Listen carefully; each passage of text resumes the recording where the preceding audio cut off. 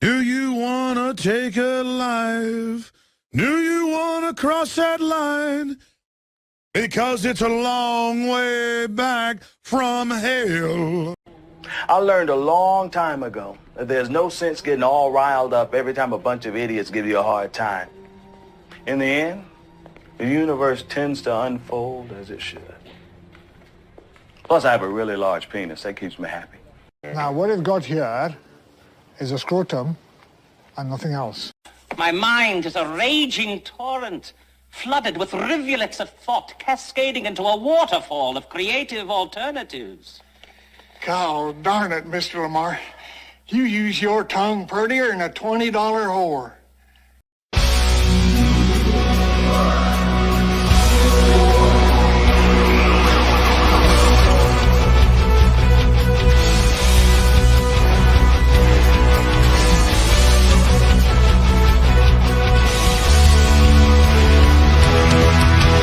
Here they come and the crowd cannot wait. Oh, hail Friday Night Tights. I apologize because I'm probably late. Oh, hail Friday Night Tights. Radical light and highly organized. It's Friday Night Tights, Friday Night Tights. If you're still not offended tonight, oh, hail Friday Night Tights. Rest assured that the chances are high. Oh, hail Friday Night Tights. Radical light and highly organized. It's Friday Night Tights, Friday Night Tights.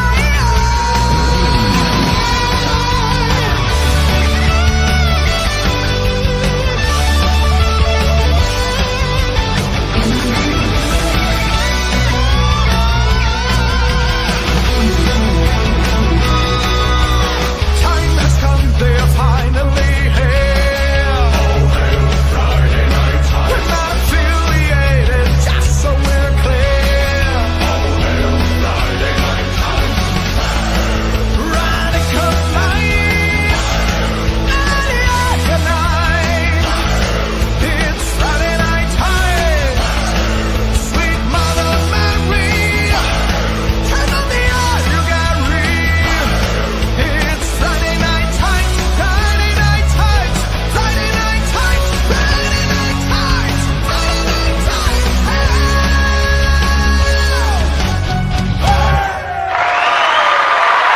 Oh, thank you. Thank you. You're beautiful. Thank you. What's up? I'm back home for the time being. What's up, party people? What's up, Hellions? We've got YouTube and we've got Rumble. We've got, yes, still on Rumble.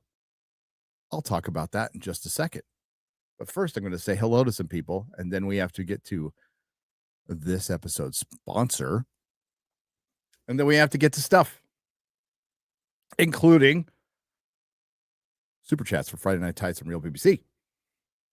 Thank you, Nick. We have Sissy84. We have Nick. We have Snarklet. We have Brandon Law. We have Matthew Hammond. Yes, I did start on time, kind of. I think it was a minute late. Legatus Legionis. I screwed that up. I'm sorry. The Clear Sight. Crispy1186. Eric K and his wrench. Manayud Sushi. It sounds. Wait. No. Sounds Asian. So I screwed that up. Mike MC. Psychotic Mongoose. Brian Doyle. Jackson loves Nintendo. Not as much as Brie Larson, though. Not as much as Brie Larson. Mark Lorzeth and his wrench. The Ripper. Mr. Blue Sky. I haven't been to the gym yet. I'm actually going to go after. I usually go in the morning, but I'm still tired from my drive. So, and that's where I listen to some ELO, and I'll listen to Mr. Blue Sky. It's a good little workout song. KC, Murnham, Mr. Random Logo, Sergeant Giratina, Dave Miller, Gus, and everybody else. Welcome to the show. We're going to talk about Superman's James Gunn. Feels like we've been talking about James Gunn for months, and not a lot about Superman. Now, there has been some talk about Superman, and we'll get into that. Not a divisive movie at all.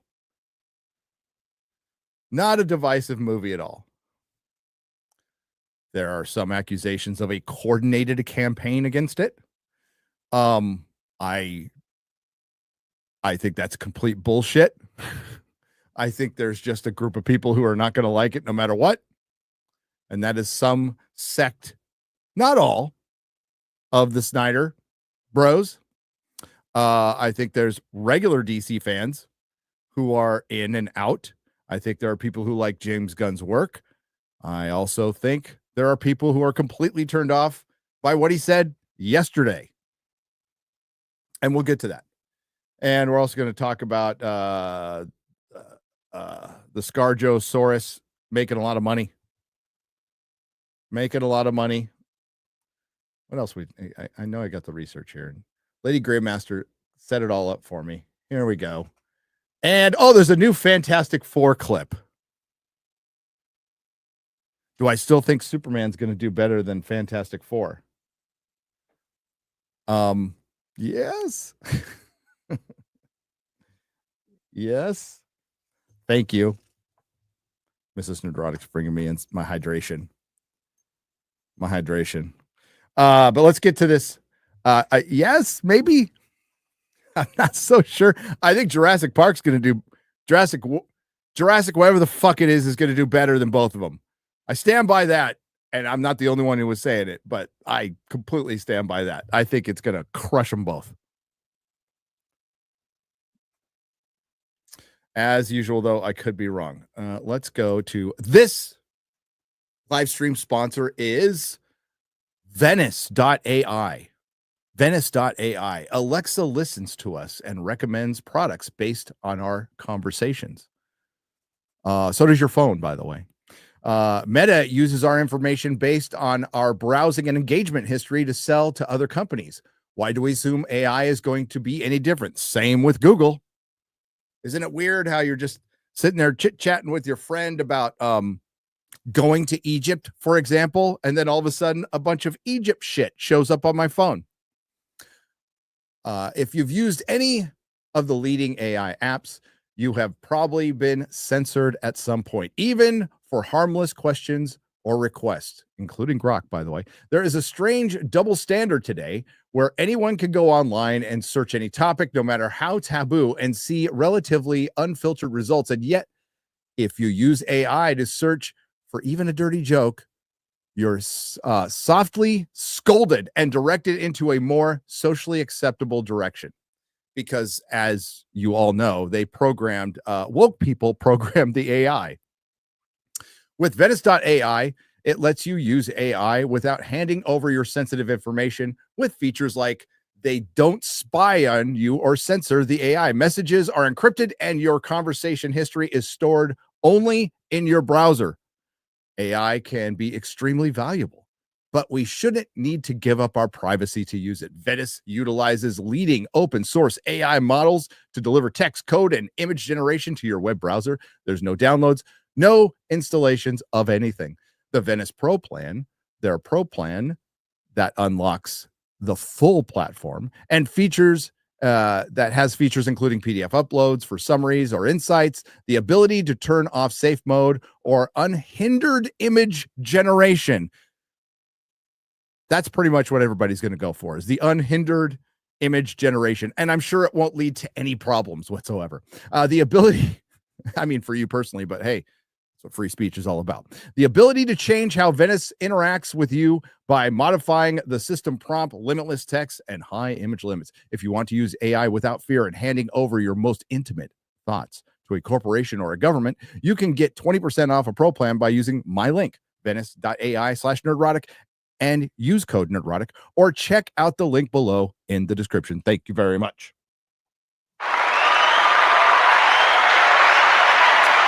Shad's going to use it. I just don't think Shad will be using the unhindered image. Well, maybe. You never know. You never know. Probably not, though. Probably not. I can't believe Shad's not using them as a sponsor. I'm sure he will. I'm sure he will.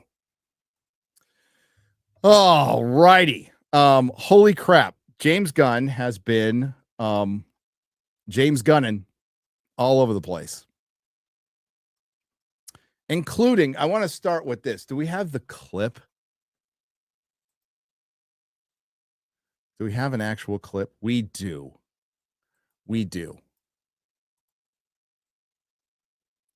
Let me get this all set up. Oh, I'm back at home. Oh my God, this is so nice. This is so nice to have all my stuff where I remember where it is.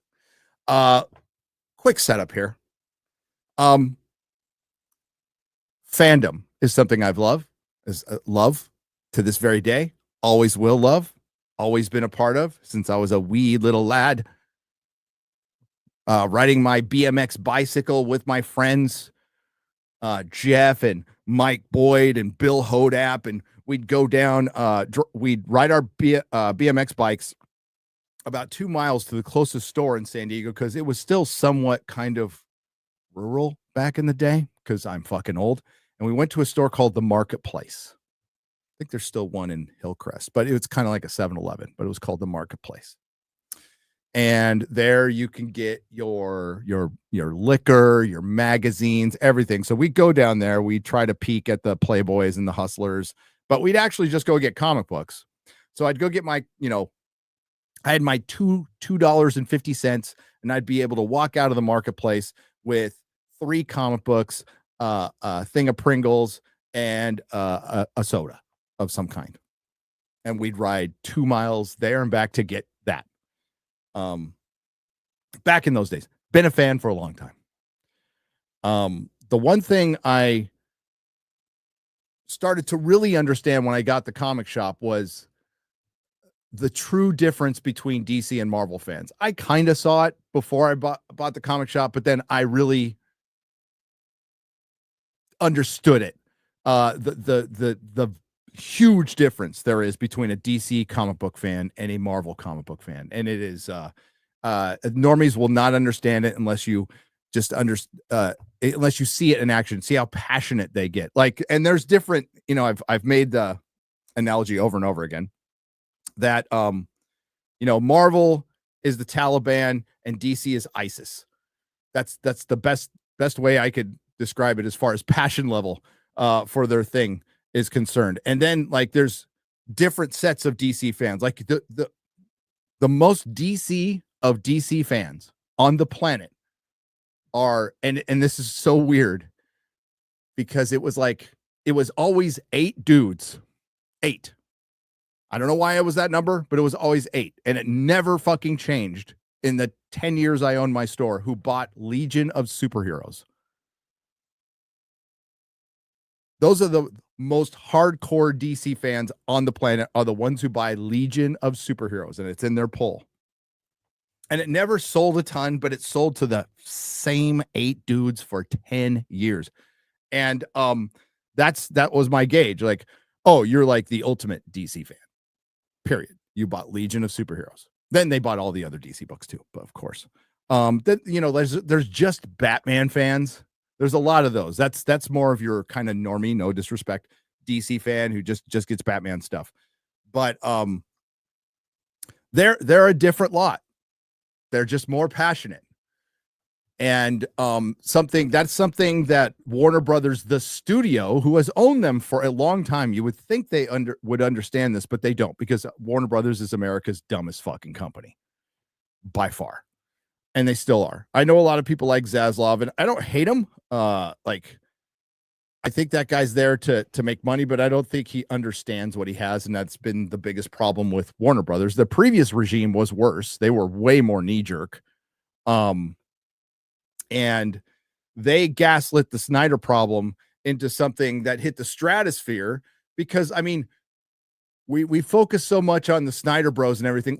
And definitely, him not associating with Geeks and Gamers. And I think at this point, it's more of a Jeremy from Geeks and Gamers doesn't associate with Zack Snyder, if you know what I'm saying. But let's not forget that they fired the dude after his daughter committed suicide. And it was knee-jerk because they wanted to make it Marvel. And I'm guessing, Hollywood being Hollywood, they were frustrated with the distraction of his daughter committing suicide, and they wanted to like get their DC thing going, and they just couldn't deal with him having an interfamily problem of his daughter committing suicide. So everybody was a dick in this situation. And Warner Brothers was terrible. And at the time, Toby Emmerich was there. Toby Emmerich was a fucking terrible head of studio. Was fucking awful. Up jump dude who man, I've already said it like on previous live streams, but I'm really not supposed to. I'm just gonna say, and you'll have to go back to get details on the past live stream, but I really wasn't supposed to say anything. Toby Emmerich was part of a major lawsuit that had to be settled behind the scenes due to theft of a work. It was so bad that actually Harlan Ellison got involved on the side of the person who was stolen from. And the person who was stolen from won the case, but had to settle to the point where they had to be quiet. You got a big chunk of money. And Toby Emmerich was able to ascend to studio head. He's not there anymore. He's not there anymore. But that's what a shit show Warner Brothers is. And that's just a piece of it. I know Jeff Johns was involved, and he gets a lot of ire from the Snyder. Like, I just think, I don't know. I've never heard of bad things prior to that said about Jeff Johns. I think he's a really good comic book writer. I love a lot of his books to this day, and I just don't think he was made for Hollywood. I really don't think he was made for writing for Hollywood or working in Hollywood. Dude's a comic book writer and should have just stayed a comic book writer. Because again, his comics are great, like really good stuff. So all of that's been going down, and this is what James Gunn gets into, and his first move was to get rid of Henry Cavill, which I'm sure in hindsight, I doubt he would, he was put in that position to be as fair as possible to James Gunn. It was The Rock and the previous ownership, leadership who put him in the position to get rid of Henry Cavill. I would have just kept him. I'd have just kept him, but that's me. But optically, that looks fucking terrible. Because now, especially since you recast some people from the Snyderverse, and you're going to bring over some people from the Snyderverse, James Gunn, including your wife. What do you expect people to say? What do you expect fans to do? Yeah, fandom's always been this place where, hey guys, let's just wait until it comes out. We're not going to speculate over it or go over spoilers or talk about the product before it comes out. We're all just going to sit around very quietly and just go, I'm just going to wait and see what happens. Fandom's never fucking been like that. Ever.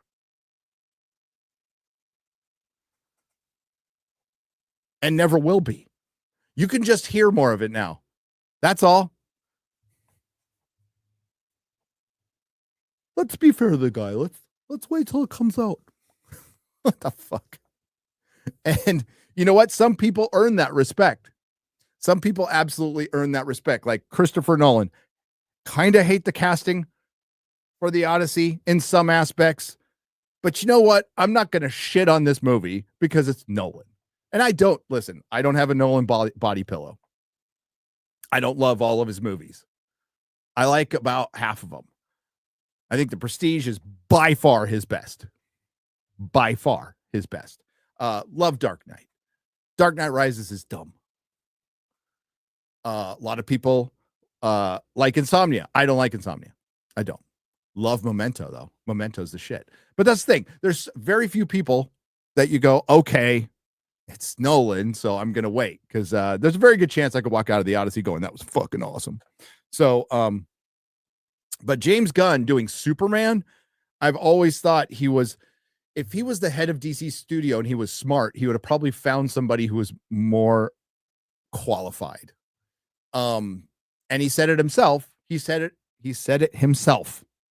I couldn't crack Superman until a couple of years ago. And then we had Mark Miller on the Nooner, and he said, "Oh, Superman's easy." And Mark Miller has been reading Superman comics all his life. He was reading them in the 70s. He just posted about that. He knows the character intimately. Get him involved. You know, they have Drew Goddard as part of their writing team. That's a fucking win. That guy's really good. I think he's a great, you know, he was involved with Daredevil. I think Cabin in the Woods. He's done a lot of great shit. You know, later years of Buffy. Drew Goddard's really good. But then you have the chick from Birds of Prey, and then you have Tom King.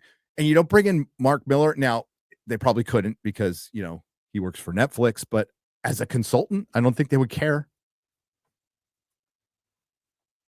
But no, Dan Jurgens, he's out there. Might want to talk to him. But no. So the big setup is fandom is a passionate place. Some fandoms are going to annoy people. They just are. That's part of it. You know, we nerds were never supposed to be cool. That never concerned me after a certain point in time. When I a long time ago, when I just accepted I'm a nerd, I don't give a fuck what other people think about it. I really don't. I took my lumps as a kid. Certainly. And my dad gave me some great advice that my mom was pissed off about. And I know a lot of dads gave this advice, and I gave this advice to my son. Somebody keeps giving you shit. Well, handle it. Now, my dad said, smack him in the face. So I did.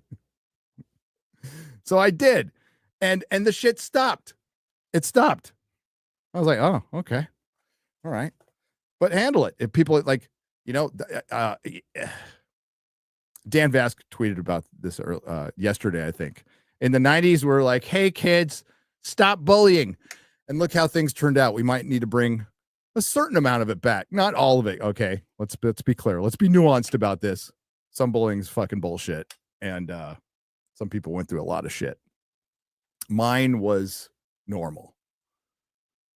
You know, I had kids 2 years older picking on me because I had a fucking Star Wars shirt on and shit. But I dealt with it, you know. You deal with it. So fandom is a passionate place. There's certain sects, and there's certain parts that are going to be annoying. And I think I found the most annoying, and now I guess credit for them for roasting themselves, kind of. But I think this is like the trifecta of annoying, because James Gunn and Zack Snyder were on Rick and Morty. And I didn't hate early Rick and Morty. I didn't hate it. The fandom is something a little different. Not my favorite fandom in the world. Especially the aspect of it that you're just not smart enough to understand Rick and Morty. It's actually pretty highbrow, smart stuff. And you're media illiterate if you don't understand Rick and Morty.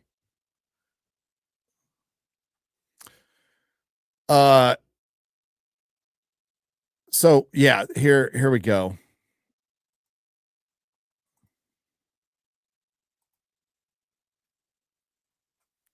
James Gunn and Zack Snyder on Rick and Morty. Extra creatine, please. James Gunn. Oh, hi, Zack Snyder. Let me get my Extra creatine, please. Yo, James Gunn. Oh, hi, Zack Snyder. Just saw your new cut of Superman, and word of advice, he's the man of steel, not the man of conversation. Okay. Do more shots of him punching, and here is a secret move. Start the punch at regular speed, and then you're going to ramp it down. It's not a fucking secret. I'm sorry, Zack Snyder. I shouldn't be lashing out at you. Your biceps are the size of my head. Yes, but so is my heart. What's going on with you? Some fan of the Velocitree franchise got onto the lot today. He used a portal and he just... Zach, we're not losing touch with the audience, are we? I mean, I gave notes on the goddamn Count Chocula movie this morning. Was the portal green? That's Rick Sanchez. Huh. Now, I do believe that they, when they address each other, they're all, hello, James Gunn. Hi, Zack Snyder. Yes, Justin from Rick and Morty was fired for some Me Too stuff that he was cleared of, I believe. And they never asked him back, and I could care less. I could care less. I'm a Venture Brothers fan. Rick and Morty is nothing, has nothing on the Venture Brothers. Absolutely nothing. It's not worthy of being on the same internet with the Venture Brothers. This feels like fucking Family Guy shit. Gunner, that's the guy that sealed Nolan in the giant bookcase to quote-unquote punish him for Interstellar. He doesn't represent real fans. He's just the smartest man in the universe. Don't sweat it. He can't do what we do. Probably. Gonna go crush some weights. One day you're gonna wish you hit the gym like I do, James Gunn. Yeah.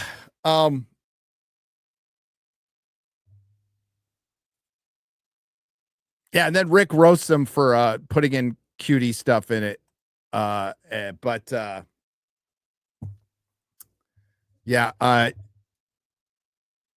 know what we've seen a lot of is James Gunn, and I'm not the only one who has James Gunn fatigue. I'm so sick of hearing about James Gunn, and I can tell you right now, good or bad, he's a fucking terrible head of studio, dude. He's out there just running his mouth. And if it's just a director, okay, he's head of studio and he's out there running his mouth. Now, I know there's the political comment that's been going on out there, and I will find it. And it is from, I got to find the article. Where is the article? Hey, I'll get it. Give me just a moment.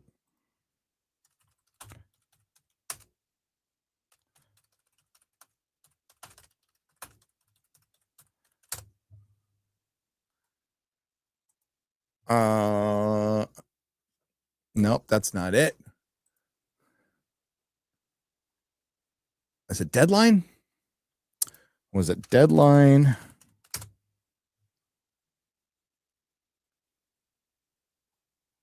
Did they change the headline? Because it said politics. Lady Grandmaster, if you're out there, find me the now there's one that hang on. That mentions politics in the headline where it gives the full interview. Hang on.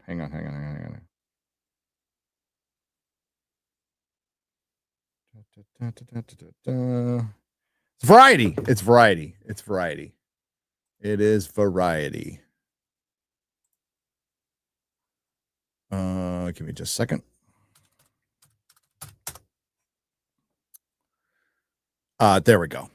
Okay, we got it. Deadline, Hollywood Reporter, Variety are like, oh, what's the difference? There is none because they're all owned by the same company. They're all owned by the same company.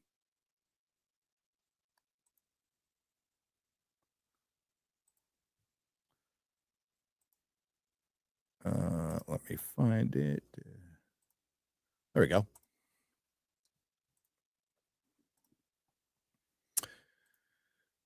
So James Gunn says Superman is about an immigrant that comes from from other places and how we've lost the value of basic human kindness. Yes, it's about politics. So the basic human kindness where you said you don't care if you piss off Trump supporters, because that's what James Gunn said in the past. He doesn't care. The same. See, to them, human kindness and empathy only goes one way, because these the biggest problem with Hollywood and the fucking retards there are they wake up in the morning convinced they are 100% right, which should be the most frightening people to you on earth. Anybody who wakes up and goes, I'm right about everything, there's no more conversations to be had. So that basic empathy and human kindness only goes one way. And they have a term for it. They have a term for it for the marginalized people. It's called othering. It's called othering. But they other motherfuckers all the time because they project all the bullshit they do on you, on half the fandom. It's a Superman movie. Yes, it should be for everyone. But if you get all caught up in the, we can't say American way because people in China might not like it. You know what? They won't care.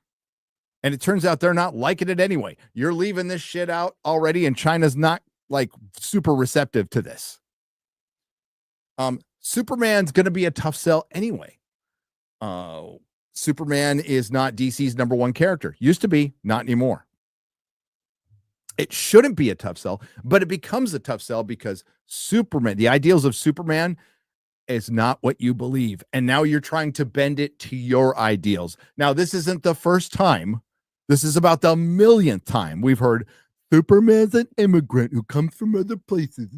Like, we fucking heard that. We also are completely aware that 2 Jewish men created Superman.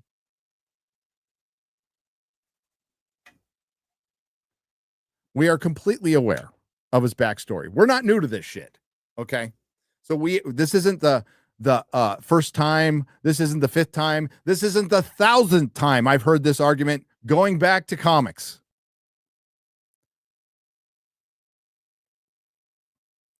Going back to comics. Because a large portion of the creatives in the comic book industry now and recently and in Hollywood see Superman as Homelander. That's how they see him. I think he's goofy. They think he's fascist. And then they'll come around going, no, we understand Superman in our perspective now. I had a hard time cracking Superman.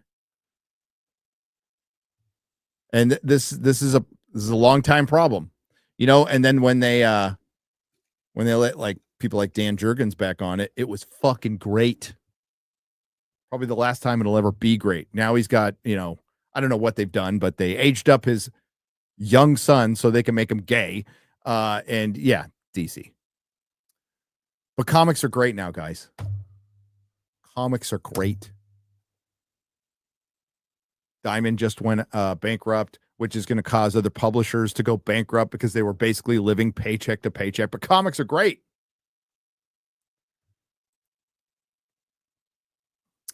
All right, so James Gunn is opening up about what Superman is. By the way, he just says the value of basic human kindness. Yes, it's about politics. So if we go to the full quote, he says, yes, I mean, Superman is the story of America, Gunn explained, an immigrant that came from other places and populated the country. For me, it is mostly a story that says basic human kindness is a value, and it is something we have lost. Gunn acknowledged that the movie's themes may be interpreted differently across political groups, especially considering the current nationwide unrest around immigration.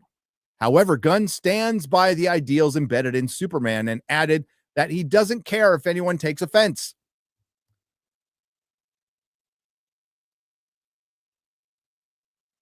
That's a great attitude to take. I don't know if you adapted Superman properly, you wouldn't be offending anybody. But if that's your attitude going into it, yes, it plays differently, but it's about human kindness. And obviously there will be jerks out there who are just not kind and will take it as offense just because it is about kindness, but screw them. I don't know. There's a lot of ways to interpret that, but I think I'm gonna coach James Gunn, the head of DC Studios, in my spare bedroom. Here's what you say, dipshit. I hope everyone finds some enjoyment in this movie. We tried to make it for the wide audience. We want everybody to enjoy this. We want people to feel the thrills and the fun and adventures of heroism. We want people to enjoy what mostly young lads enjoyed in the comics. We want it to be an escape from what's going on in the world and maybe remind everybody what brings us all together.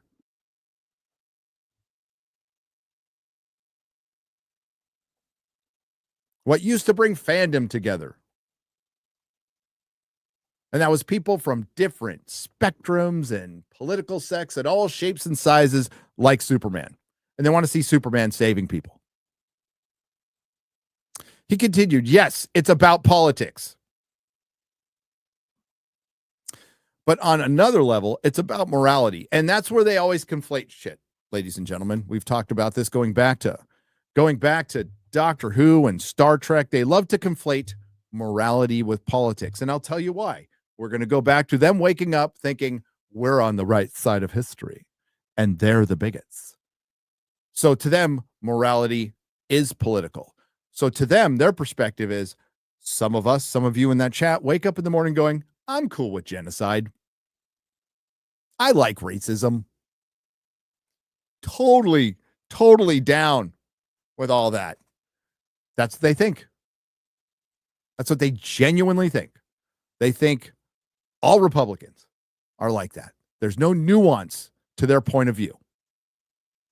They might give you some lip service, but these motherfuckers wake up in the morning thinking we're on the right side of history.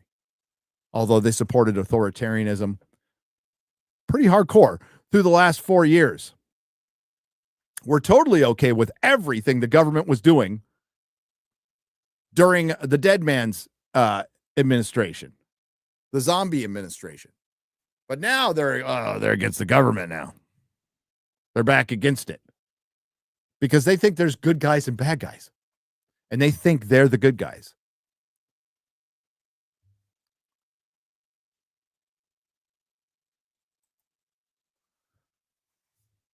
Now, it's basic morality. So nobody is for those things. This is the bullshit argument we were getting with Doctor Who, right? It was political. He was against authoritarianism and genocide. It's like, so are we, dipshit.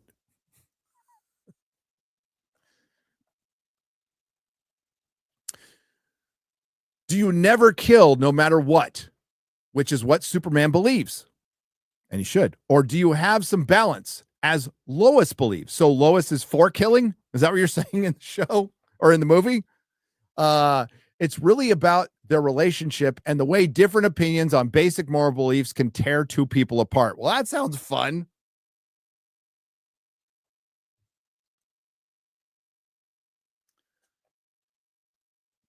So that's the context of his political statement. Is he is conflating it with morality, okay? Because to him, his politics are morally superior. He is morally superior to you. The man who made a bunch of fucking jokes about the child, the playground enthusiast, is morally superior to you.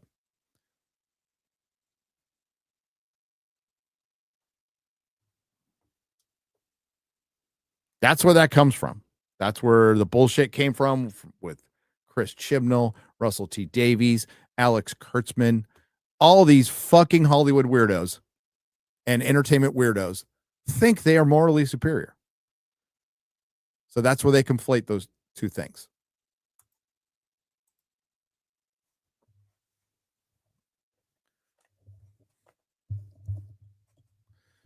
So I really want a good Superman movie with none of this shit. I want to walk out of there going, damn, I want to go see it again. That's what I want.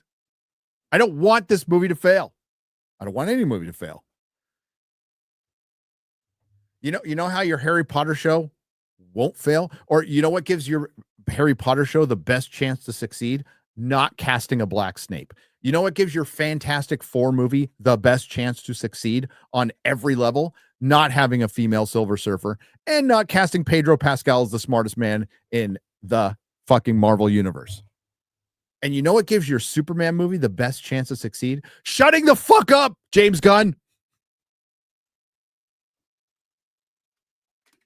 Because everything else, I'm fine with the debates within, Az doesn't like the kaiju. It doesn't bother me at all. Doesn't bother me at all.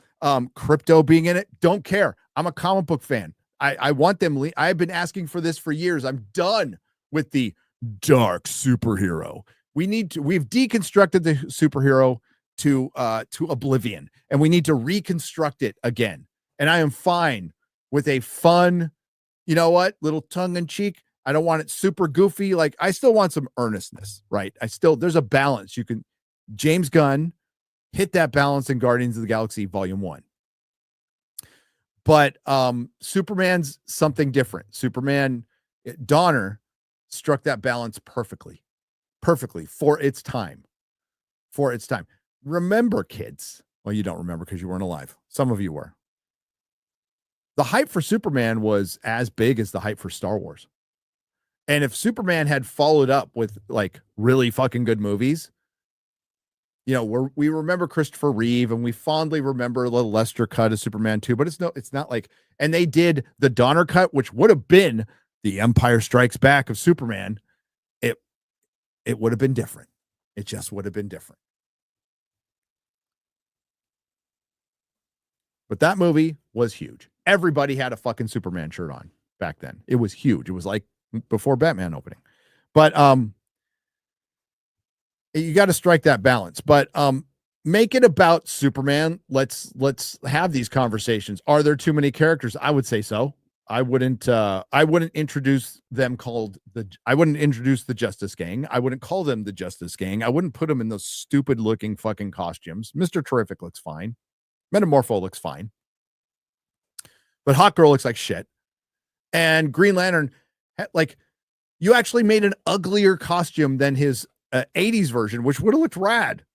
Just use the, like, if you're going to go goofy, do the fucking 80s one. Big fucking collar sticking up. Let's do it.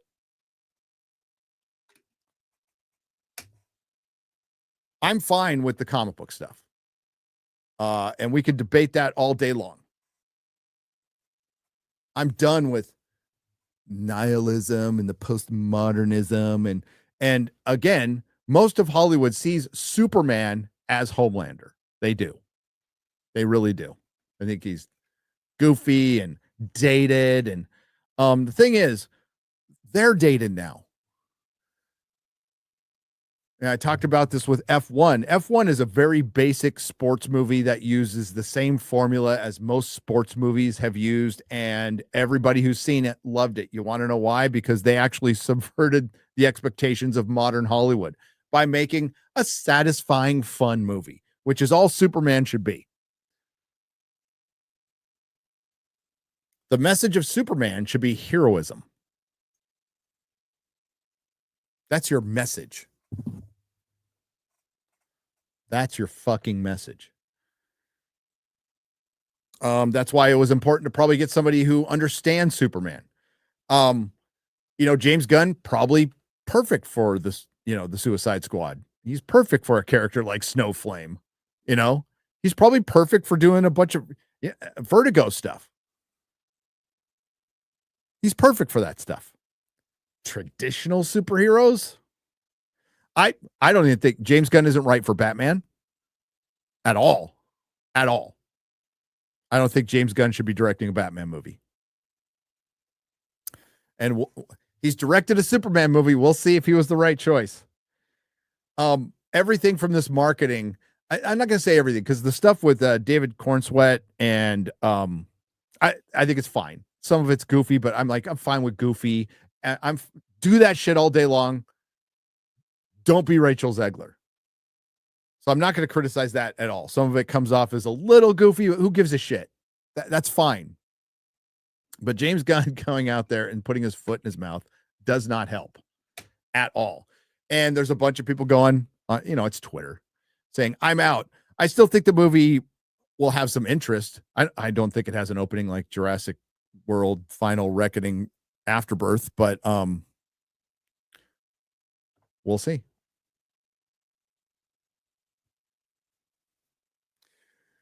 We will see. He's not helping himself at all.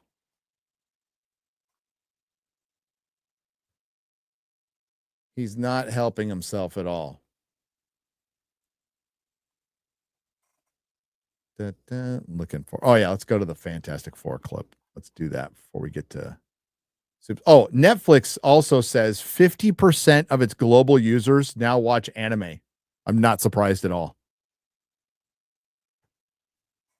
And they had a lot of time to go international while that strike was going on. They're like, well, we still need content. People are still making it. Man, Americans really like anime and manga. Let's check out the anime. It's working out pretty well for them.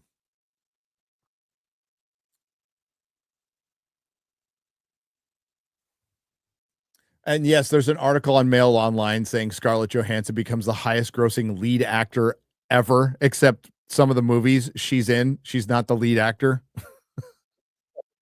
That's a nice reach there. Good for you.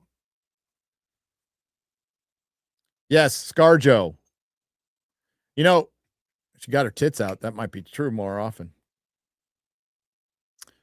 We got a Fantastic Four clip. That's a reach around. That's funny. Well done, chat. Well done, chat. Let's look at the Fantastic Four clip. I'm sure maybe it's great. I don't know. I have not seen it. Let's go.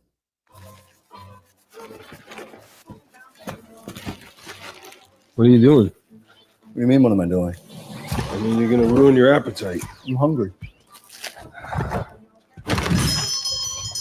We're never late for Sunday dinner. Should we wait? I guess. You're late. What do you mean? What do you mean, what do I mean? You're late for dinner. Yes, we are. Really? By a single minute. Yes, we were just. I had to put some aloe iodine just on had my to- shoulder. Do his shoulder. And Why is there breakfast cereal on the dinner table? Why are you being weird? We're not. We're We're not being weird. Well, I'm doing that weird thing with your face. Oh, we so- don't know what you're talking about. Are you pregnant?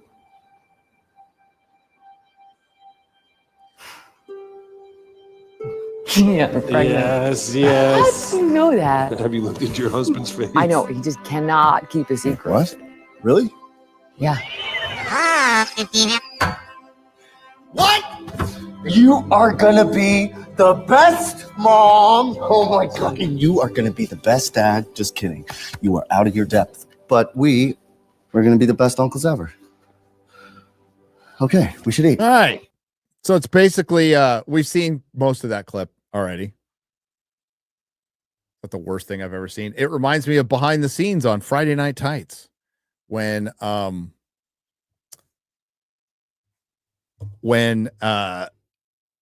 we were setting up a meetup, not this year, but the year before. And we were just chit-chatting and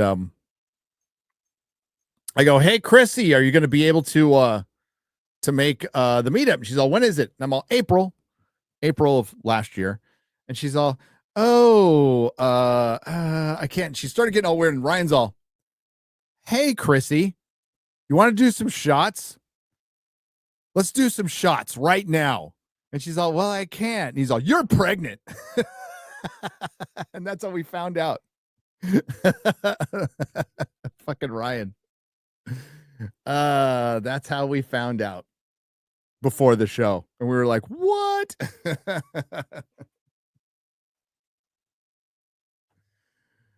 Ryan, you son of a bitch. You son of a bitch. Okay. Oh, there's one more we wanted to. Let's see if I can find it.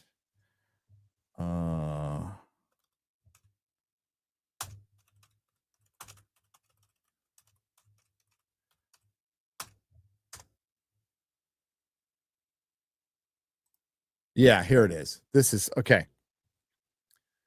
You can file this under the least shocking news of all time. From Doctor Who TV. Site I used to go to all the time. And there's a lot of ads there, but you're going to have to deal. Russell T. Davies wanted Doctor Who to move away from the very straight, masculine, testosterone sci-fi. And the fans moved away from the show.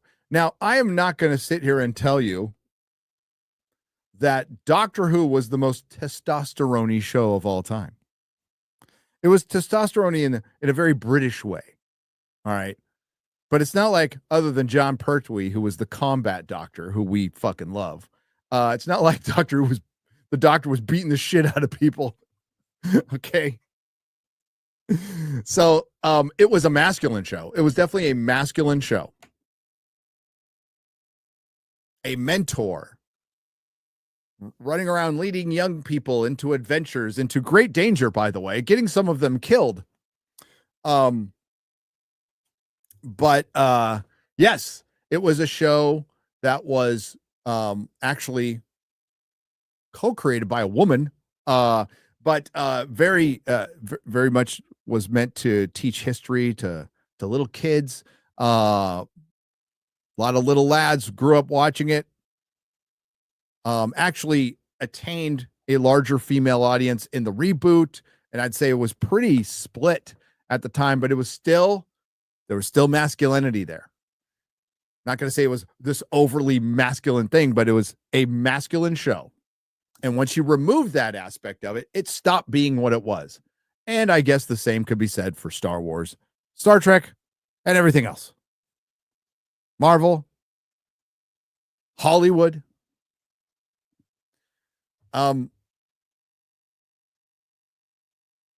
You can't expect people to watch something that's made for 3% of the population. A lot of woke white women will. A lot of people in the UK will. I mean, some of your shows are pretty Eurovision. Come on. But you can't expect this mass appeal show to have mass appeal if you're making it for 3% of the population. I know Gen Z thinks it's like 60%, but it's actually like 3. But yeah, and the fans moved away from your show because you decided to make it a platform instead of entertaining people, and you fucked up your entire legacy.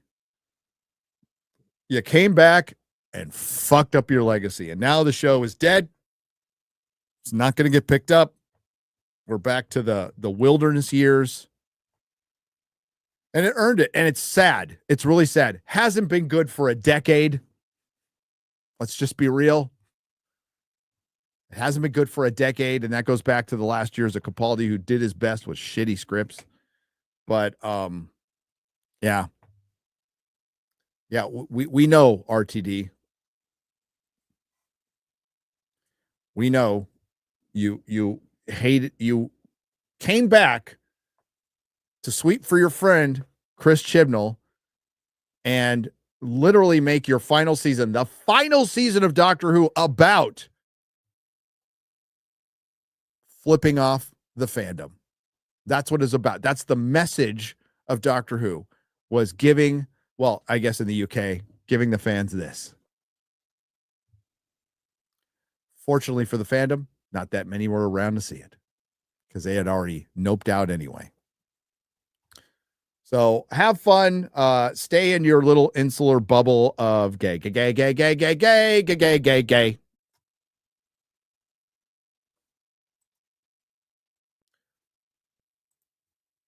And enjoy your fucked up legacy.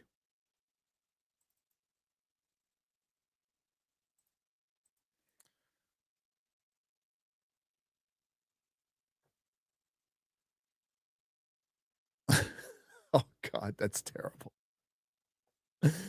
I'm just seeing a headline that says autopsy reveals, and she looks beautiful, by the way. It's very sad. Autopsy reveals cause of death for Brazilian tourist who fell into a volcano. And Little Platoon says, I believe the cause of death was she fell into a volcano. I shouldn't be laughing, but God damn it.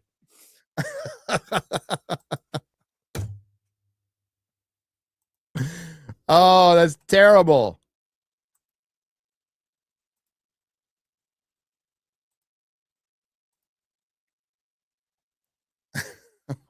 It's so sad. Don't get near volcanoes.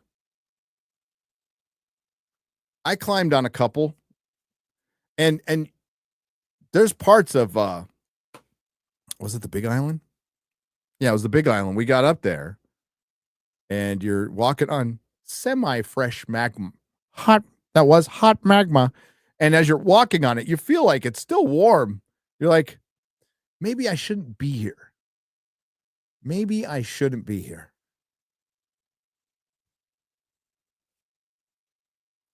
Yeah, there's I can fix her. It's a little late. She looked very cute. Very sad, very sad. Very sad for anybody. Oh.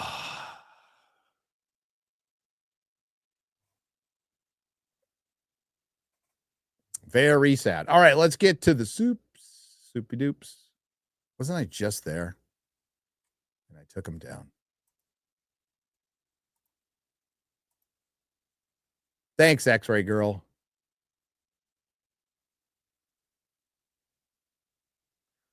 All right, Andrew McCarty for $9.99 says, if after Infinite Crisis is when stories got weird in DC mid-2000s, what event was the beginning for everything getting weird for Marvel? Onslaught Saga, Heroes Reborn, Avengers Disassembled? No, getting really weird for Marvel. Okay, so Onslaught, if we're going to go back to Onslaught, that's what noped me out of I liked it, but I was like so X-Men out at that point. I was kind of done. And they were never my favorite to begin with, right? I love Byrne Cockrum. I'm sorry, Claremont Byrne and Claremont Cockrum, and I liked some of the 90s stuff I did, but I wasn't like getting every comic. Yeah, I get the main title. That's what I stuck with. To where Spider-Man, I got every title, every Avengers title, everything associated with Iron Man and Captain America and all that stuff. But Marvel started getting weird. I think it depends. For me, it was just before Disney bought them. I think Fear itself was a bridge too far. That thing was ridiculously long. It was fucking ridiculous how fucking huge that was.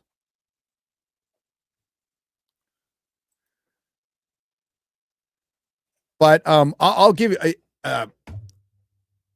one more day. Fear itself was fucking bad and it was long. It fills if you get every Fear itself crossover, it fills a long box. It fills a fucking long box. Quesada was good and bad. He introduced a lot of good shit, but I'm gonna say for me, one more day. One more day. So it wasn't even an event. It was a comic. And then the Axel Alonso era came in and he fucked up everything. So Avengers versus X-Men was fucking terrible. Superior Spider-Man, which was fucking terrible. I know some people liked it, but I fucking hated it.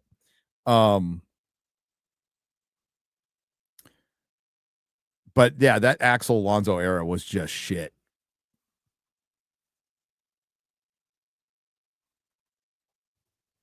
Was shit. There's some of the crossovers that I kind of liked. But the best one, Annihilation, dude. Annihilation's the shit. I haven't finished Squid Game. I haven't felt the need to even go watch it. I didn't like season 2, like at all.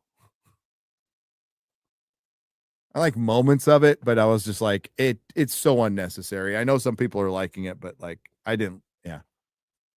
Annihilation was a fucking magnificent crossover. But Fear itself for me was like, I'm like, okay, they are going out of control here. Out of control. I liked Avengers Disassembled. I did.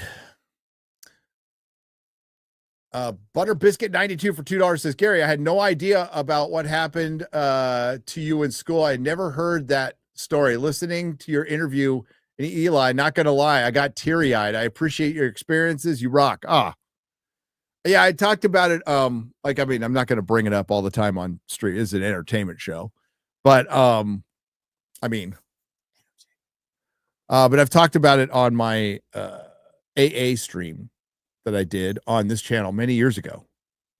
And it's part of my AA talk, and it's in the book. It's in the book, which goes on pre-sale, okay, through Rippaverse on Friday. On Friday. We're getting Perry worked on a trailer, a full trailer, which is great. I like it. And we got a teaser coming out, so it's yeah, we're gearing up for this Friday, right after Superman, which I see tomorrow, by the way. I see Superman tomorrow night at what time? What time do I see it? Guess I'm out of school. I printed out my ticket.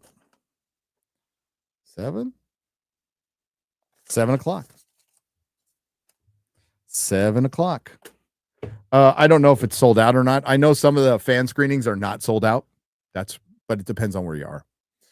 Gary, I'm a massive fan of Superman, and I could definitely see myself having a meltdown at the theater. This looks bad. Wish me luck on my new channel. Good luck, the smart review. Good luck. I mean, and I'm not insinuating anything here, but the best way to review something is honestly.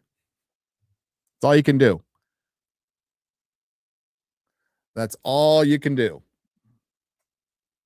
And it's not always going to jive with people, and that's fine, because you know what? You are honest. The problem is that what created this space was a bunch of reviewers who were not honest, to the point where to this day, like even your boy Campia comes out and goes, my honest review. You know, we're assuming, probably in error, that all of your reviews are honest. So you're saying your other reviews aren't honest. And we saw that a lot with the Rings of Power folks, where it says my honest review after their other review, that when they got flown out. And then they sit there and go, why are they calling me a shill? Jeff Strong says, is that the 13th Doctor back there by Wolverine, Gary? What's by Wolverine? I got to look behind me. I got to see your perspective. The Wolverine by my mic, like right here. That's the 11th Doctor. I don't have any 13th Doctors in here. The 13th Doctor 1/6 scale couldn't sell out when they only made 300.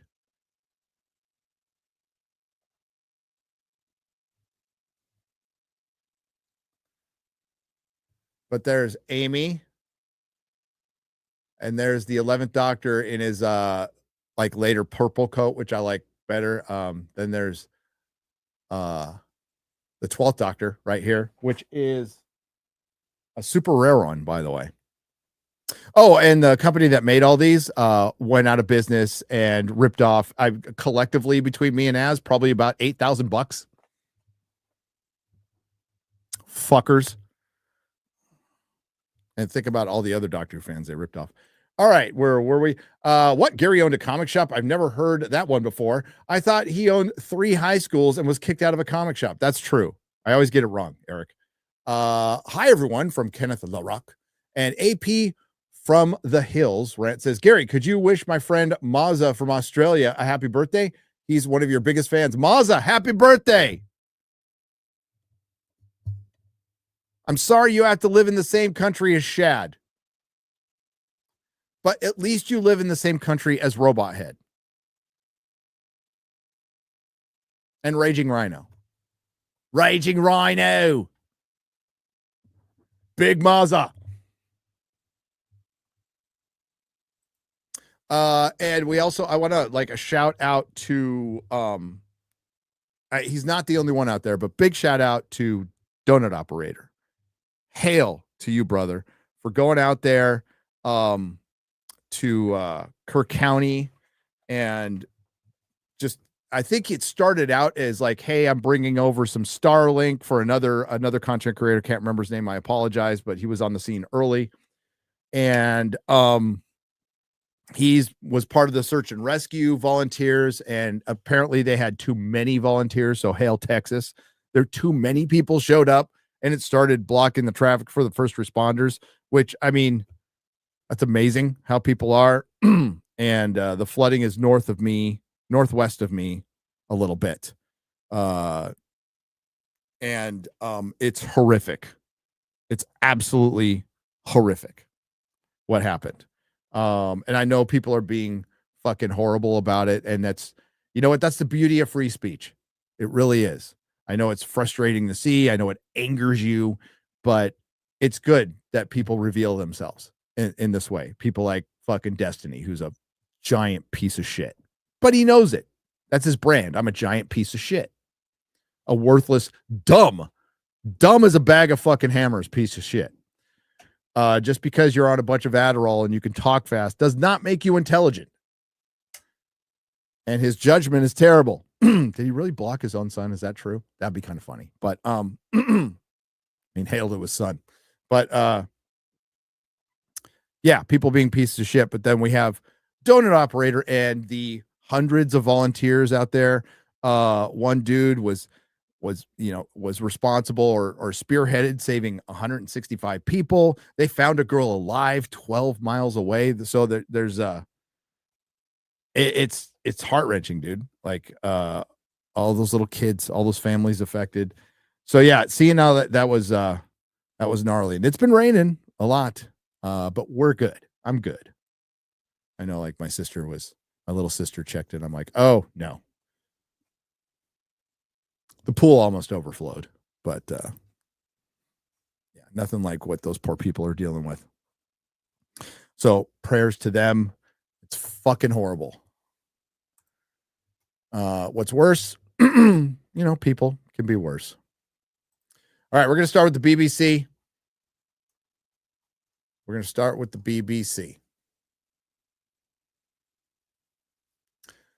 Baren for $1 says, hey guys, love the show. Thank you.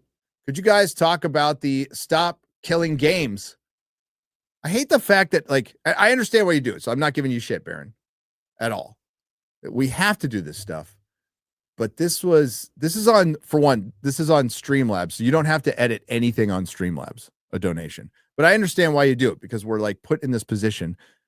There's people who fucking like edit out killing and rape on Twitter, this big free speech platform. It's like, I thought the AI was so sophisticated it can understand the nuance now to where you don't have to edit that stuff out. But he says, stop killing games EU initiative. We've reached 730,000 signatures out of 1 million, but we only have a month left. This could change the gaming industry for the better in big ways. And of course, I understand all of this and all the nuance of stop killing games. But being the gamer that I am, it is it about like getting rid of games? Like they stop like making them, stop making them available, getting rid of the physical. That's the biggest bummer is, I do once in a great while, I do enjoy a video game. They're usually pretty old and pretty easy, and I still suck. But I do once in a while enjoy a video game. I have I have PlayStation 1, 2, 3, 4, and 5, and I probably use 3 the most. No, it's not probably. I use 3 the most. But I like the physical games. Is it games that require internet and servers? Yeah, fuck that. And I'm all about the PC master race, but I miss when I could put my disc in my PC. That's how fucking old-fashioned fart I am.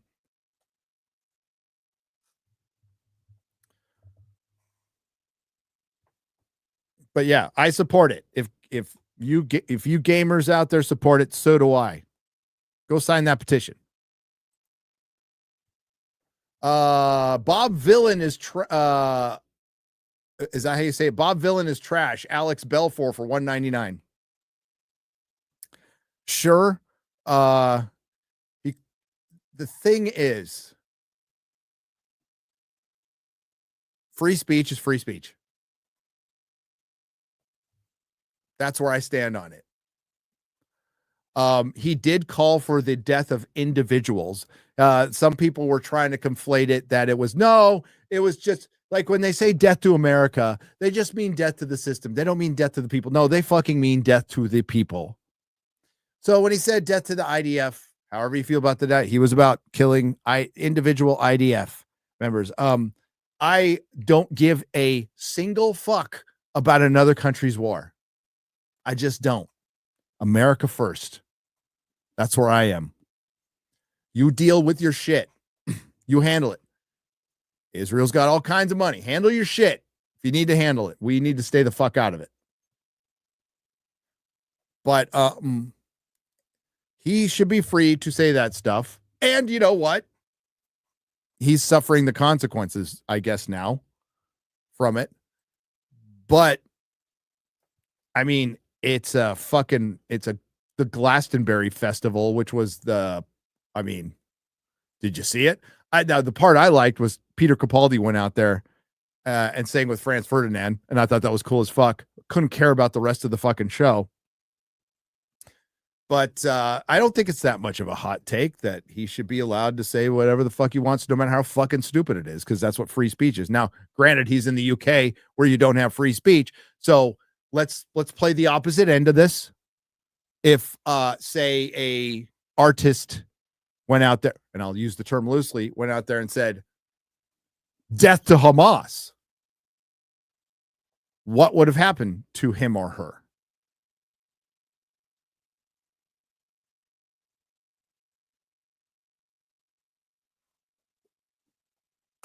What would have happened?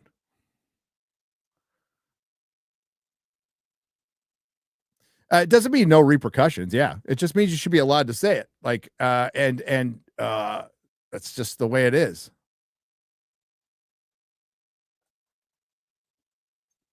But that's what free speech is. It should be, if he's going to go on a concert and say that shit, and a bunch of people chanted it back, and guess what? All his shows got canceled because Bob Villain probably failed to, Mr. Punk Rocker, Mr. I'm punk rock. But I have a record contract, and he probably just failed to see what the signature's last name was on his paycheck. That part must have slipped his mind. Oopsie doopsie.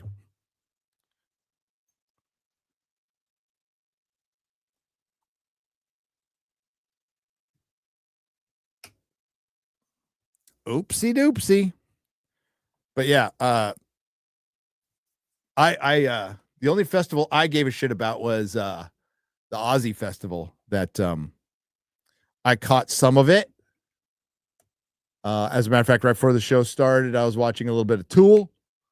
They sounded good. Ozzy had to sit down throughout the whole thing. It was cool seeing some of that stuff. And then I see Tom Morello go out there, his commie ass, and I fucking turn it off. I got to give credit, though. Fucking Jack Black and Tom Morello's kid played Mr. Crowley. That was fucking good. Their little cover of that was fucking good.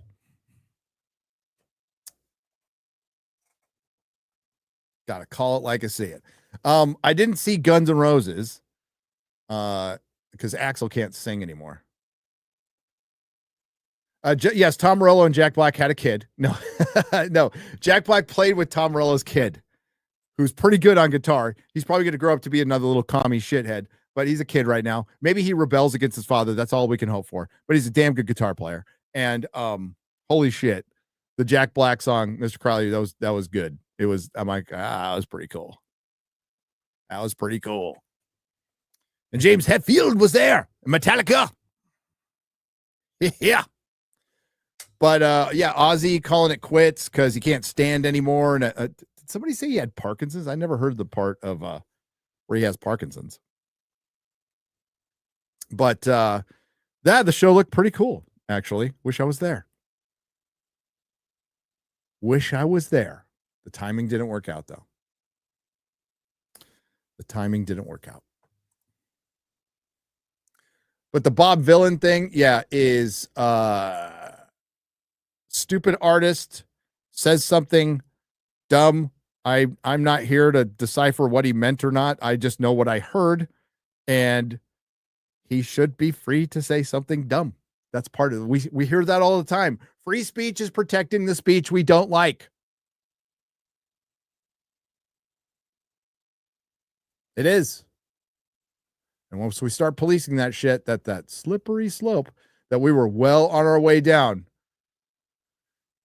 and still could be in the UK. But the thing is, it's the hypocrisy. So I think that's what most people will bring up is the hypocrisy if he says it the other way. Didn't I just see a guy got arrested for a sign that had the trans flag and the equal symbol, and it said mental illness, and he got arrested. Now that's terrifying. That should be terrifying to your country, UK. Aside from the fact that I fully believe that the vast majority is mental illness, absolutely. But aside from that, you should be able to say it. You should be able to have a sign that says it. Because you can burn the Union Jack. People have done that. You can burn the American flag. And you know what? It's unpopular, but that's what makes our country one of the freest places in the world, if not the freest, but you could burn its flag. It's fucked up. I would never do it. You're a fucking punk if you do it. Hail Rick Monday. Dodger fans will know what I'm talking about. Hail Rick Monday. But that's what, we need to protect. We can't start policing this shit or it ends very badly. Lulu for $3 says Winds of Winter 2025. I promise you. Okay, we got 6 months left.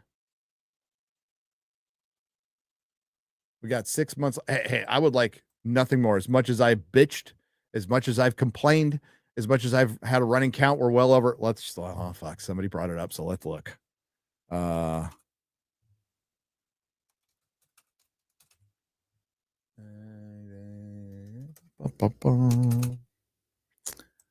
It comes up automatically for me. All I have to do is type in how many and then the letter D, and then it just fills days since July 12th, 2011. It is 5,109 days since the release of A Dance with Dragons. And if Winds of Winter released next month or in December, you best believe we'd be doing live streams on every fucking chapter. You best fucking believe it. Hell yes. Hell yes. Videos, book clubs, live streams. Yes. And then we'll go and we'll never see the last book. I still believe it comes out in some form unfinished. We'll just say that.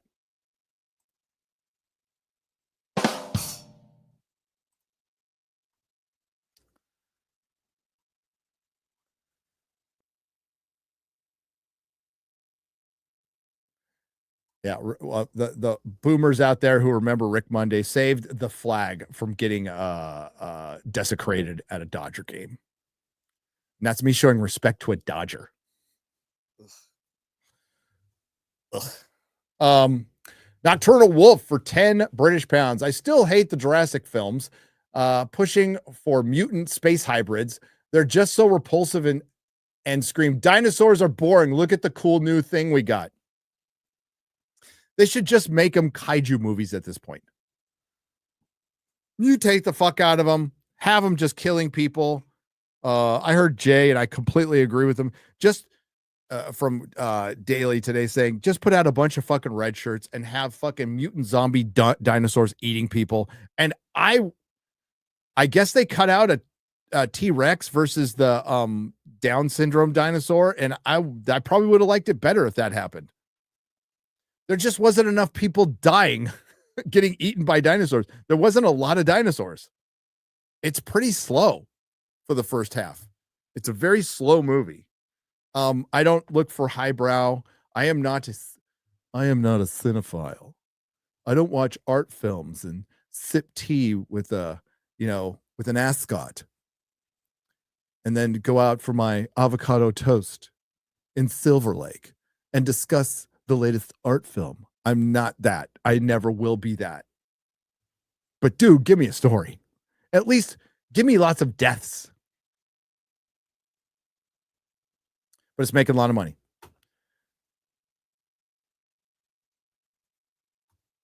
Like everybody thought it would. Generations is the best Transformer toy line, in my opinion. LG Bear DOQTs for $199. It's not, I'm not going to deny that.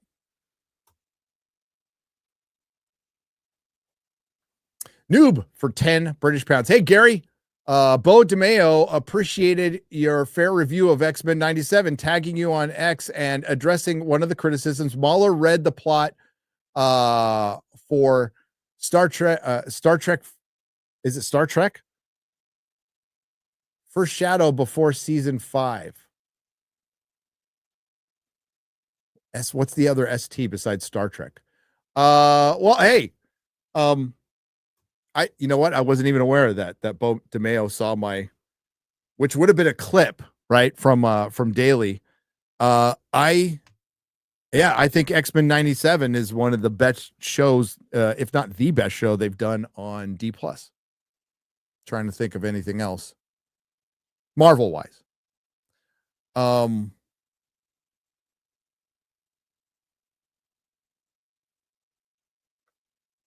Yeah, I think it's the best thing they've done. I'd say the second best thing is Werewolf by Night. And the Guardians of the Galaxy Christmas special. So 2 specials, like the Halloween special and the Christmas special.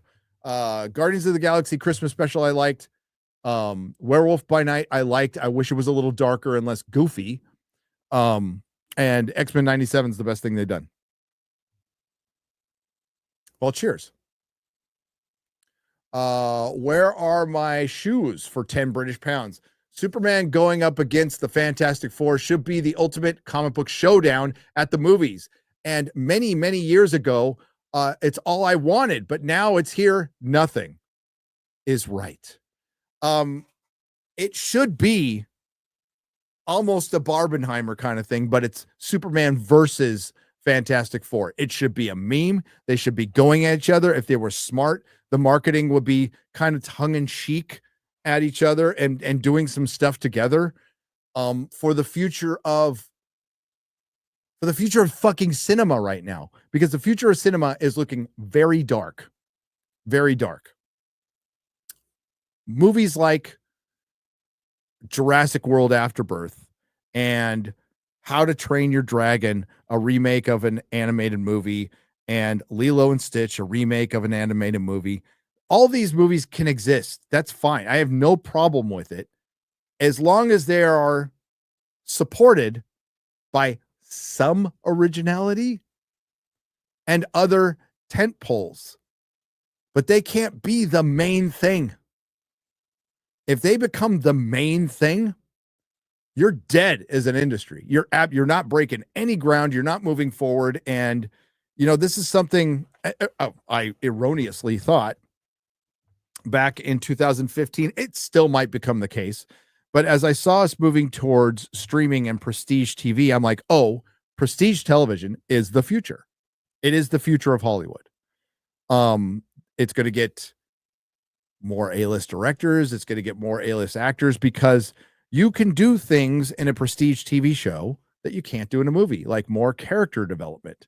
Now, if, for example, you take prestige TV show, and the same thing happens with movies, by the way, like Squid Game should have been one season. Should have been just one season. But it's not. But just like Jaws should have been one movie.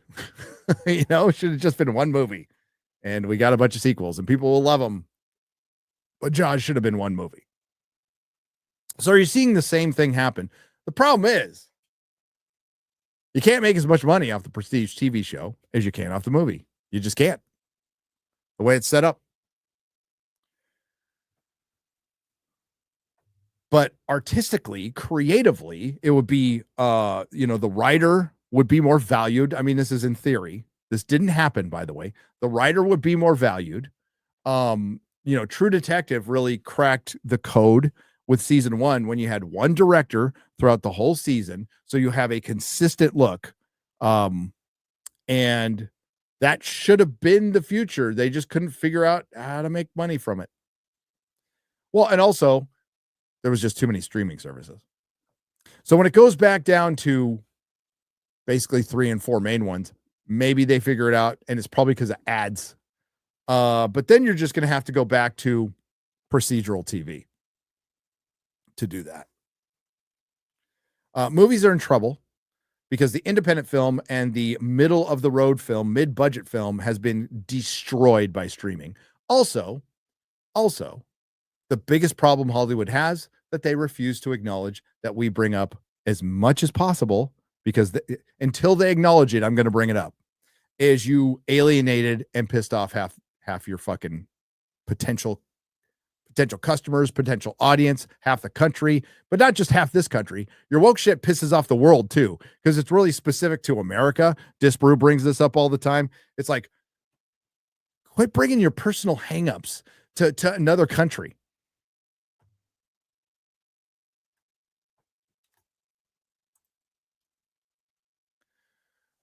Duster is an Ironheart level gold mine. I recommend you guys checking it out. I will check it out. I will check out Jar Jar Abrams Duster. DEI another day, looking for forward to it. Yeah, that's with Bond. Probably not. Still like Dalton, an extremely underrated Bond. I appreciate Dalton more now than I did when I was younger, for sure. Barry Francis for $4.99. If we were thinking we were the master to our dog, just think about who picks up whose shit and then realizes we are their servant. Oh, yes. Yeah. How much crypto do you think will show up? How much do you think crypto will show up in Supergirl? A lot. It's her dog. Band Geeks 8767. D Gay Cobra's busted balloon knot for $2 says Pride Month is over. Stop being gay. Just be late. Well, some people can't stop being gay because they're gay.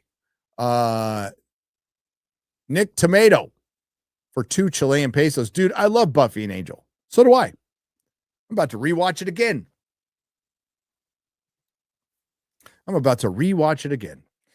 We're almost done with X-Files. We're halfway through season 9. Dude, I love the X-Files. Also, my mother is a redhead. Okay. I don't know where you're going with that. And I don't want to know. But thank you for the 2 Chilean pesos. Golem Wolf for $5. Hail all. I'm doing my weekly draw stream tonight at 7 p.m. Central Time. I want you to do a tribute to Jim Shooter. Which of his characters should I draw? Well, I always imagine Jim Shooter as the Beyonder.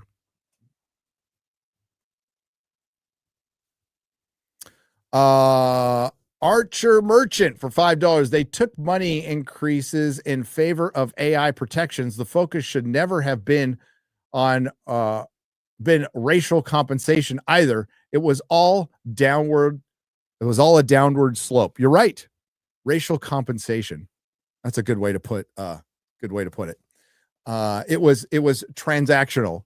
It was, please don't burn down our mansions and tear down our industry, calling us racist. We'll cast more black people, and we'll cast you all based completely on your skin color and not on your talent, which won't help you at all, and is actually say it with me, the bigotry of low expectations.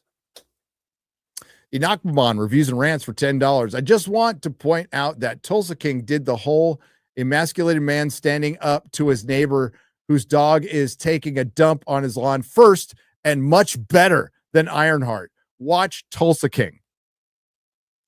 Watch Tulsa King. And you're absolutely right. But it was...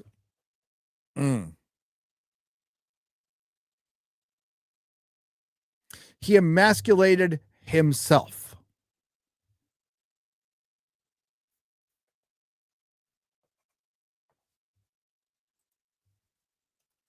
I'm trying to think of the actor's name. What the hell is his name? Now I got to look. Tulsa King season 3 is coming up. They almost wrapped filming, I believe. I need to rewatch. God damn, Tulsa King's so fucking good. It is so good.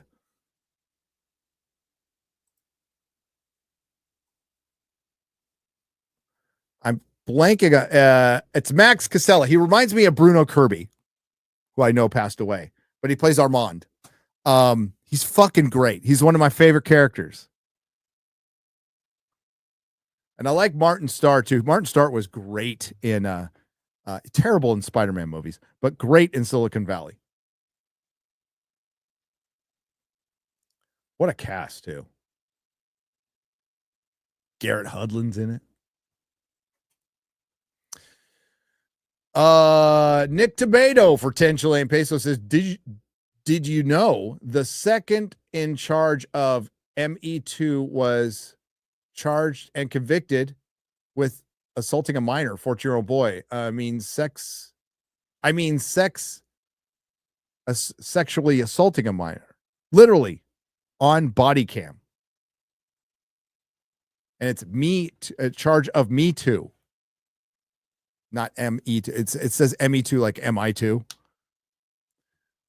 We were talking about Me Too and it being bullshit. Yeah, there's also Asia Argento too. The pronoun rant is the only lasting effect that Starfield had to Google the name had on the world. You're absolutely turbo topology for €5. You're 100% correct. And people said it at the time. The most memorable thing from this fucking video game will be Az's rant. And guess what? That's what happened. Az was right. Are we forgetting that Arnie told us to screw our freedoms? No, we're not. Plus, Total Recall was a film that needed a proper actor, a missed opportunity. Total Recall,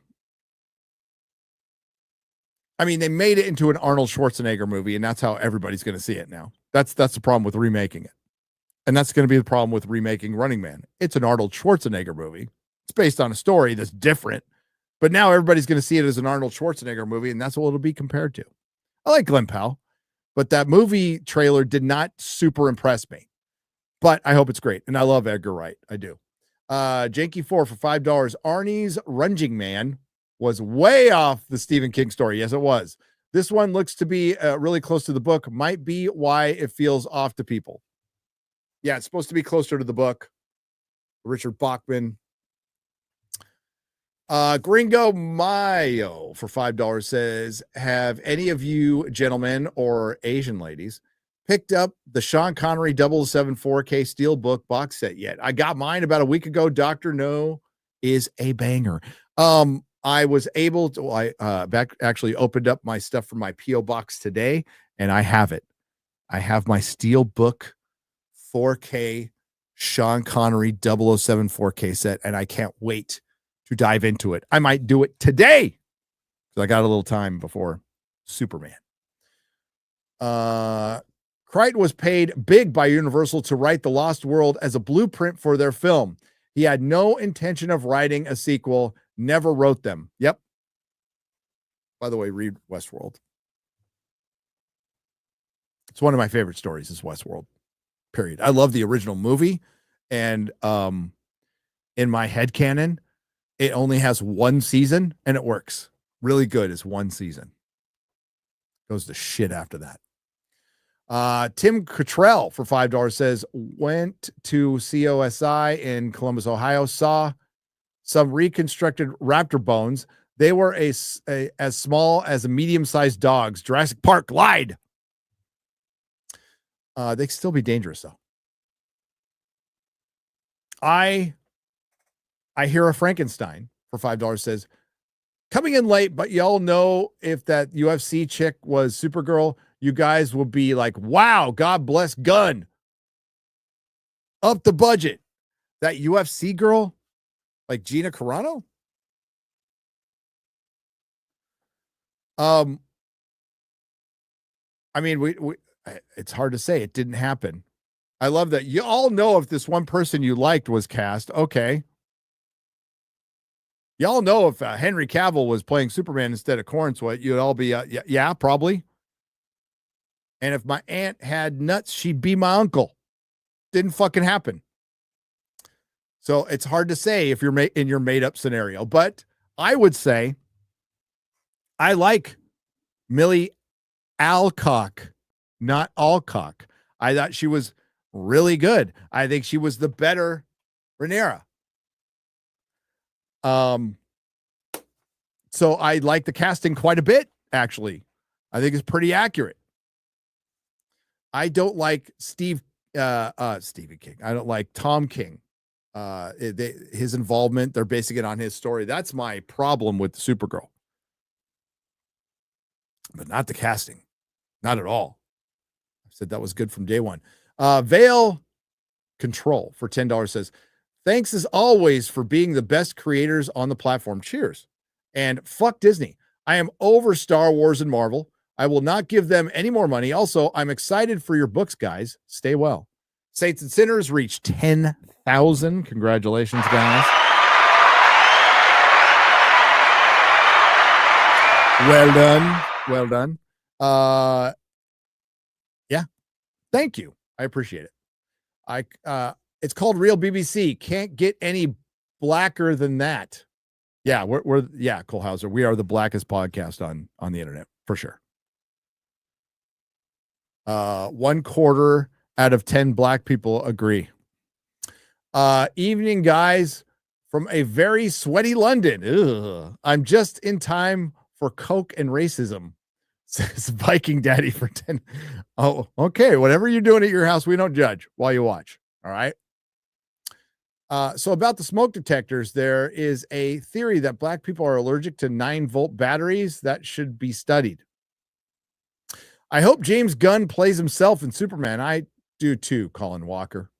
BMX Jet, I think, for the $9.99, by the way. The God of Gravy for $4.99. Some extra moolah for bird seed so you can all feed those pesky ceiling birds. Tweet, tweet, tweet, tweet. He is thank you very much. The God of Gravy for $4.99. Nick Tomato for 5 Chilean pesos. He also likes horses and not so much them Jews. So you must be talking about Cenk Uygur. Okay. Yes. Guy looks like he's about to have a fucking heart attack every time he goes off. And I don't want him to. Okay. I'm not wishing it on him. 45 years between seasons. That's rough, says Accident Seller for 20 Norwegian krona. Yeah. Hayden lives 30 minutes away from me. Nice town.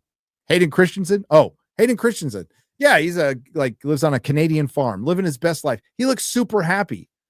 Like, I think him not having this super duper career in Hollywood has done his soul good. I think that was the best thing that could have possibly happened. Now he could just dip in and do his Anakin thing once in a while and go back to his farm, get a paycheck from Disney and live his best life. And that's the best story of all, right? That's the best story of all.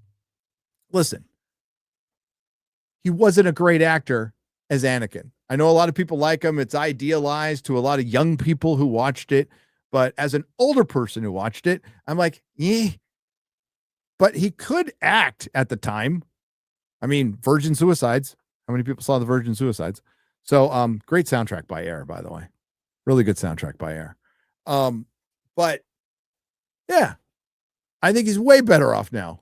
You can just dip in once in a while and not have to play that Hollywood game all the fucking time. And he just looks happier.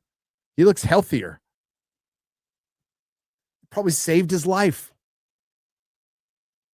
So good. I root for the guy. I do. There's nothing I don't hate the dude at all. You know, the prequels, the best thing to happen to the prequels is the Disney sequels, because as you know, things can always get worse. Does it make the prequels good? No. No, it doesn't. But people can like them. I don't care. I like the Hobbit movies. I hate the love triangle. I fucking hate it. But I watch the Hobbit movies. So, you know, people hate those. Keegan Reese for $5. Gary, will you or anyone else be on the 60th anniversary Star Trek cruise in 2026? Shatner's going to be 94. Hope to meet him and other cast in person. Well, I mean, the chances of me being allowed on that cruise are slim, but I wouldn't go because it's a cruise. I've been on cruises before and had a really good time, but I don't think the standards are up to snuff anymore, if you know what I'm saying. So, no, I will not be going to the 60th anniversary cruise. Yeah, I love Shatner, even though for some reason he blocked me. I think it's probably I don't know what I got caught up in, but I am blocked by Shatner. Am I bothered by it? No, but if I was going to be bothered by a block, it would be him, but I'm not. Reva poops out her back by now.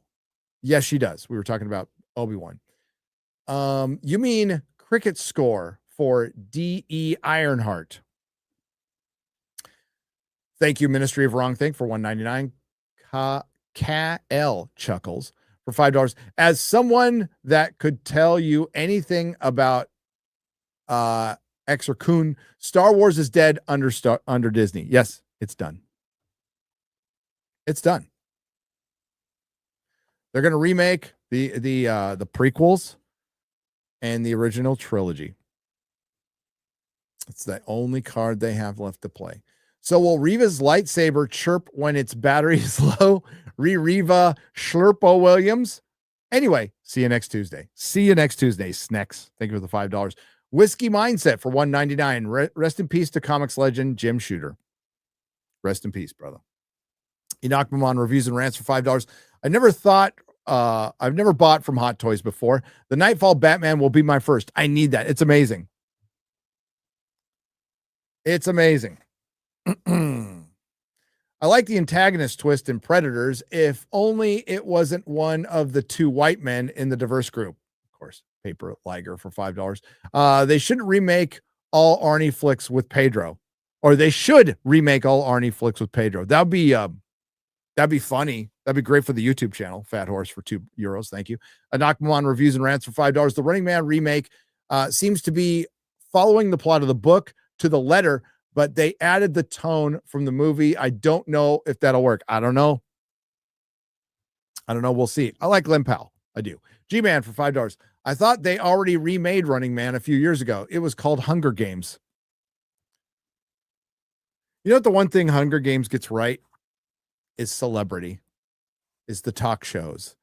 And it being cozied up with government. It really gets that right. And the parody of it all. Right. Got to give credit to Hunger Games for that one. It's one of the best representations of chat shows and news and it being settled up, cozied up to an authoritative government and how the hosts look, it definitely gives you that Fifth Element celebrity vibe, and they just got that right. They nailed it. Reno the Turk for $10. KK allowed for the screening of a found reel of a pre-edit Brendan Gleeson Star Wars. If she can somehow release in the highest format of the OG trilogy, I think we could talk. We can walk with a win. Cheer, or she can walk away with a win. Yes, because that was okay. I see what you're getting there. Kathleen Kennedy wanted to walk away with a win. That was the latest rumor about her leaving, and then her releasing a despecialized edition. I mean, they're out there. I don't think they ever will though. Figure Nugget for 50 Swedish krona says, I like the Man of Steel. Apart from Superman not saving his father, Cavill not being Superman should be a cultural war crime. I agree. There's absolutely, as a person who likes Man of Steel, there is absolutely no justification for that Jonathan Kent murder. I mean, straight up. There's no way that could be justified. It's just a horrible thing in that movie that they allowed to happen that I have to fucking look past. And it's really difficult because it's stupid. It's stupid. It's as stupid as putting Indiana Jones in a fucking refrigerator outside of a fucking atomic explosion. It's fucking stupid. There's no argument around it. But what if this movie, but what if that? It's stupid. It's fucking stupid. And it rips you right out of the movie.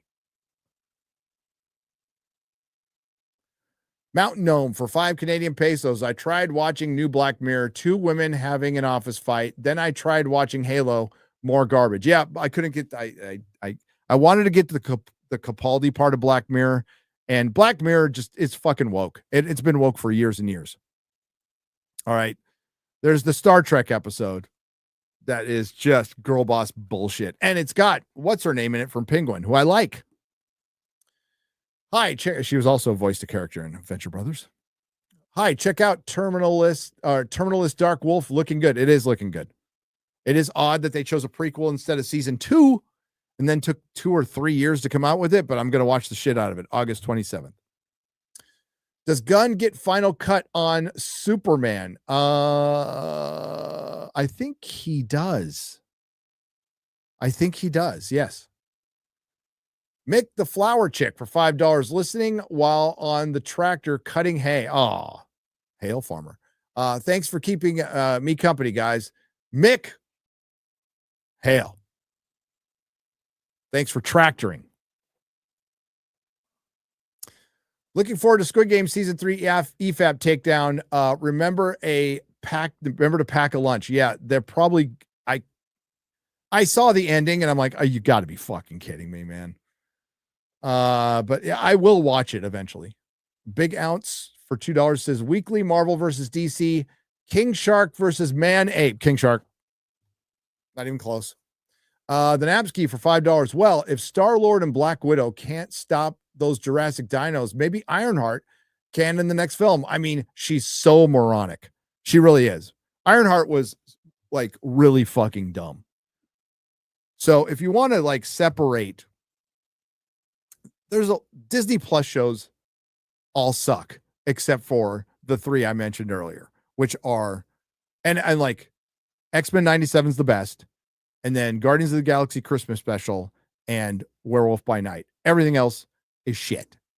And it's a different consistency of shit. And we can go back and forth on what's the worst and stuff. I would say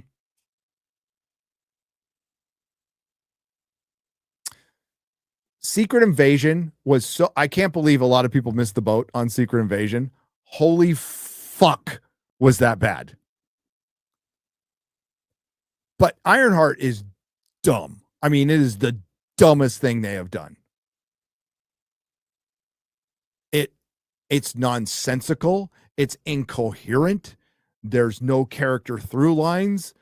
The morality is up its own ass. Like, it is fucking dumb. It is the dumbest show they've ever done, which I think makes it the worst. Because at least I can laugh. I had a good laugh with the whole fucking trans storyline in Secret Invasion. And yes, there was a trans storyline. Because Nick Fury hooked up with a Skrull. And the whole thing was supposed to be a trans allegory. There's also the fact that Rhodey, the fake Rhodey, was a female Skrull the whole time.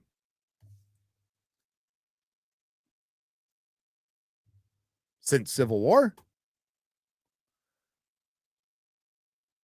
Yeah, my camera. I figured out that camera focusing problem. By the way, I hit a button that basically was there's autofocus, and then there's like it's like a perpetual focus, like it's always wanting to focus no matter when you're moving. I don't know why the fuck you're supposed to pinpoint and stuff. I accidentally hit that button.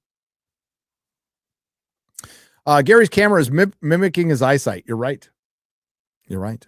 The U.S. and Britain are BFFs again in 1798, apart from the War of 1812, while France has been the girlfriend in the distracted boyfriend meme. Yes.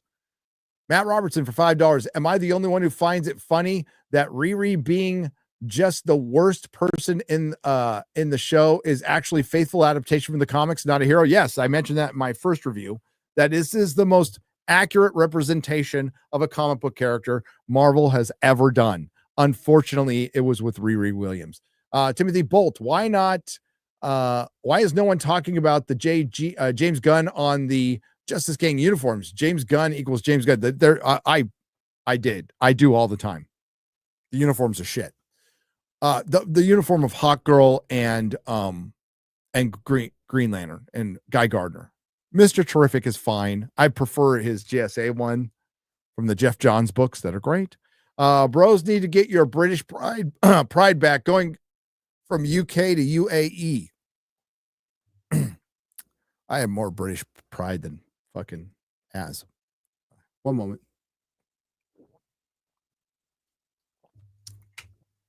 Need to hydrate.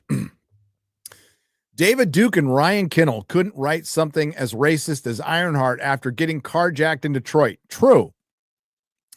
Dawnbreaker for $5. Let's start with some nerd questions today.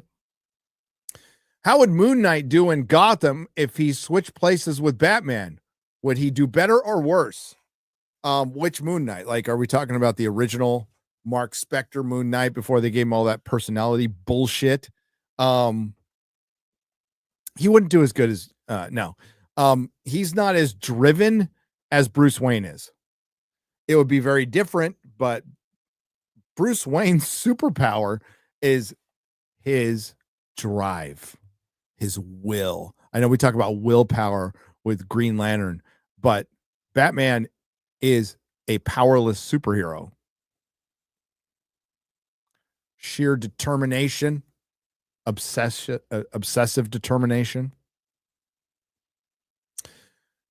Nick Tomato, these are two for 4 Chilean pesos. Why won't you read my super chats, coward? Why am I excluded? You're not. There you go. There you go. Now we're off to FNT. Hope everybody's doing well.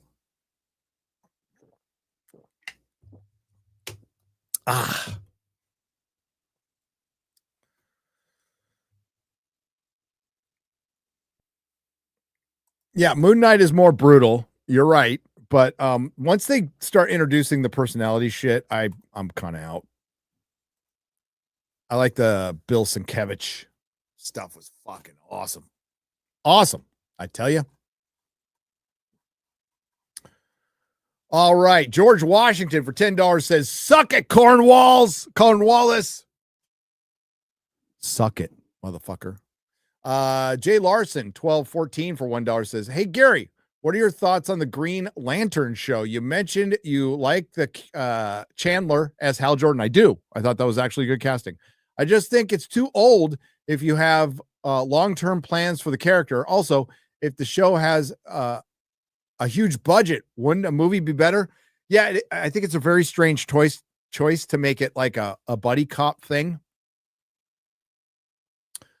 with Jon Stewart. But out of all the James Gunn projects, I think this one has the most potential. I think it does. I do. Would it have made a better movie? Maybe. It is odd to go really grounded with the Green Lantern. The older I get, the more I realize the American independence is different. America is unique, something to be proud of and to defend. Hail the fellowship. Hail to the Sons of Liberty. And Jeremy is gay. from Captain Pop for $5. Thank you very much. Zodlander for $3 says, Riri Ironheart, I'm going to be bigger than Pym. First off, remember CGI Ant-Man, Scott Lang. Anyways, how did Riri know about Pym Tech? That's a good question. Did those SHIELD secrets get out? Did Van Dyne or MODOK share the tech? Did Stark steal the nanotech from Pym? All good questions. They heard about the Ant-Man movie. That's the answer. Happy 4th, Rebel Scum. By the way, I still remember when my sister almost crushed my hand when the raptor fell on the floor and Lex was almost eaten by it while climbing back in the vents again. Where have the stories gone? Oh, right. I don't care anymore. Happy 4th. Happy 4th, Zodlander. WG has gifted 5 Nerdrotic memberships. Thank you, WG. Lost World has Jeff Goldblum. It wins on that. Oh, between Lost World and Jurassic Park 3? Nah, I like Jurassic Park 3 better. UK Outlaw for 5 British pounds. Jurassic Park 1 to 3. There are the only ones I really enjoyed. Yeah, if I was going to be forced to go back and watch one besides the first one, I wouldn't mind 2 or 3 over any of these new ones, which I think all suck. The new curriculum in Sweden and the UK, as I know it, is that Muslims are now part of the Viking history as in active warriors. That's ridiculous. That's how they rewrite history. Wow, you are going down the dystopian highway, guys. I thought Mephisto would have been a great name for the first orientation villain. Speaking of Tron, and I appear. Also, when is Titanfall 3 coming? I know you have no info. Oh, it's coming in 2011. Easy fix for Amazon playing vids. Cancel. That's true, Southeastern Kaiju, but I'm not going to cancel Amazon Prime because it has Clarkson's Farm. So hell no. Hell no. I rent movies from Amazon Prime because I can use points or YouTube. I use YouTube. I rent movies on YouTube. If I rent anything digital, if I'm not watching the physical media, I'm looking over at some physical media right now. Like my James Bond box set that's calling to me. Could you imagine if Superman was actually good and righteous? Yes, it's not going to be good. They could use the classic American way, saying its utmost strength on a day like today. So sad. Yes, Sunrise Art Cinema for $20. They didn't have to put it in the movie. They could have certainly used it on America's birthday on July 4th. Truth, justice in the American way. But you know where James Gunn, you know what they tweeted, what they posted on X from? Fucking France.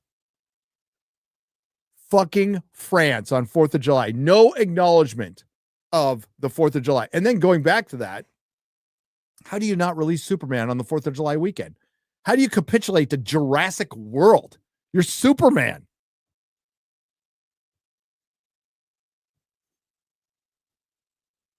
I find it funny that in the UK they drive on the wrong side of the road, but outlaw swords. The reason they drive on the left is for swinging right-handed. Kenny Stevens for $2. Dr. Doom just died of cancer. Julie McMahon. Yeah, I was very sad to hear that. We talked about it. If Universal wants to save the Jurassic franchise, well, they don't need to. They could just fucking throw dinosaurs up, throwing poop at each other, and people will go. They need to adapt the book as it was written into a 2-part movie. Muldoon is the hero, says Michael Stetler. Now they can just have dinosaurs literally throwing poop at each other and people will go. I just watched The Patriot for the 4th of July. It is one of the best Mel Gibson films and a great watch for the 4th of July. It is the white guy named Tyrone for $10. I don't believe you, by the way. I'll be fine with Kenobi season 2 if they adapt the Jude Watson Jedi Apprentice books with young Kenobi and Qui-Gon. That would make it a flashback. I think it's just going to be him running away from babysitting Luke and chasing Reva on another adventure. Ryan's jealous his head wouldn't fit in the fridge. He is. That's the only thing he's upset about. DVDA America says broken Ovaltine window. That's so good for $2. Two Rock for $4.99. Happy 4th of July, you yank. Shout out to the small YouTube channel Critical Diverse Female. She deserves your subs. Big respect, Gary. Cheers. Go check out Critical Diverse Female. Is she really diverse? Off topic. But how did Platoon get stuck playing Gollum and Drinker got to play Clara Obscura? Love y'all. Because Mahler, it's an initiation. It's a hazing ritual to get into EFAP. 3 Indiana Jones movie plus 1 wedding short scene. You're right, Southeastern Kaiju, and that's all there is. I will allow the end of Crystal Skull, the very end, as an epilogue. I will accept that. But anybody tries to push this Crystal Skull wasn't that bad, stop. Just because Dial of Dysentery was worse doesn't make Crystal Skull good. It's not good. And it sucks. It's terrible. And because I wanted it to be good. Yes, Spielberg was involved. Karen Allen was there. And it didn't work at all. Burner for $2. Happy 4th of July, meat bags. I am a meat popsicle. Waldow for 50 euros. By the way, the T-Rex scene was from the book, not exactly, but close. Movie was bad, yeah, but I like how the dinosaur movements were done. There you go. You guys hating too much. Jurassic World Rebirth was bad, but the T-Rex scene was the best scene in the movie. T-Rex was weighty, curious, slowly catching it. I don't think it was the best scene in the movie. I don't. 4th of July was great. Day in American history. As a Brit, I am jealous of the freedoms you have. God bless America. UK outlaw. God bless you, man. We love the Brits. We give you shit because we like you. Okay. And we know you look down your very long Roman noses at us all the time. See us as, ignorant Americans, and we don't give a fuck. Mark Snow, X-Files composer, died as well. Yes.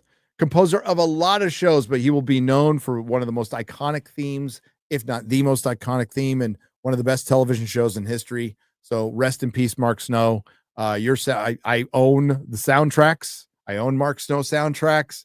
Listened to him a lot in the late 90s and the early 2000s. JB Spooky Review. Rest in peace, brother.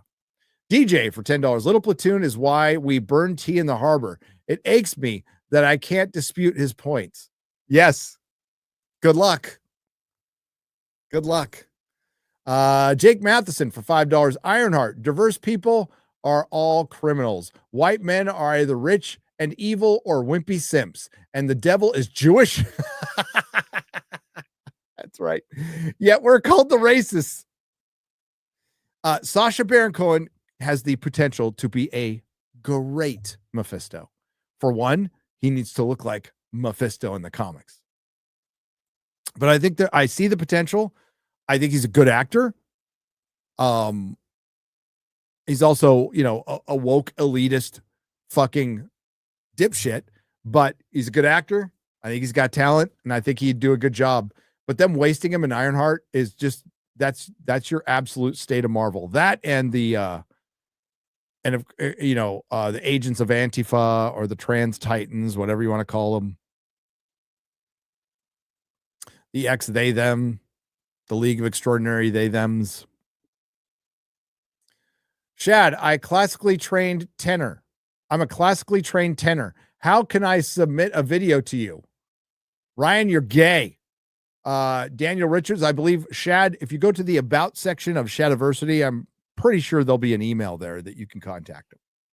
Don Mack for $5. I'm going to rewatch in 4K 5.1. Oh, yeah. What about Dolby, baby? The original Superman movie and the Donner cut of part 2 to remind myself what great Superman movies look like. Yes, the Donner cut, despite its it used test footage and some schlocky CGI to put it all together. It is a vastly superior film to the Lester version. I know multiverse is gay, but did Superman ever fight his commie alt-red son? Not going to lie, I would have liked to have seen that not for another for the dialogue. Griff Nizzle. And, I want to say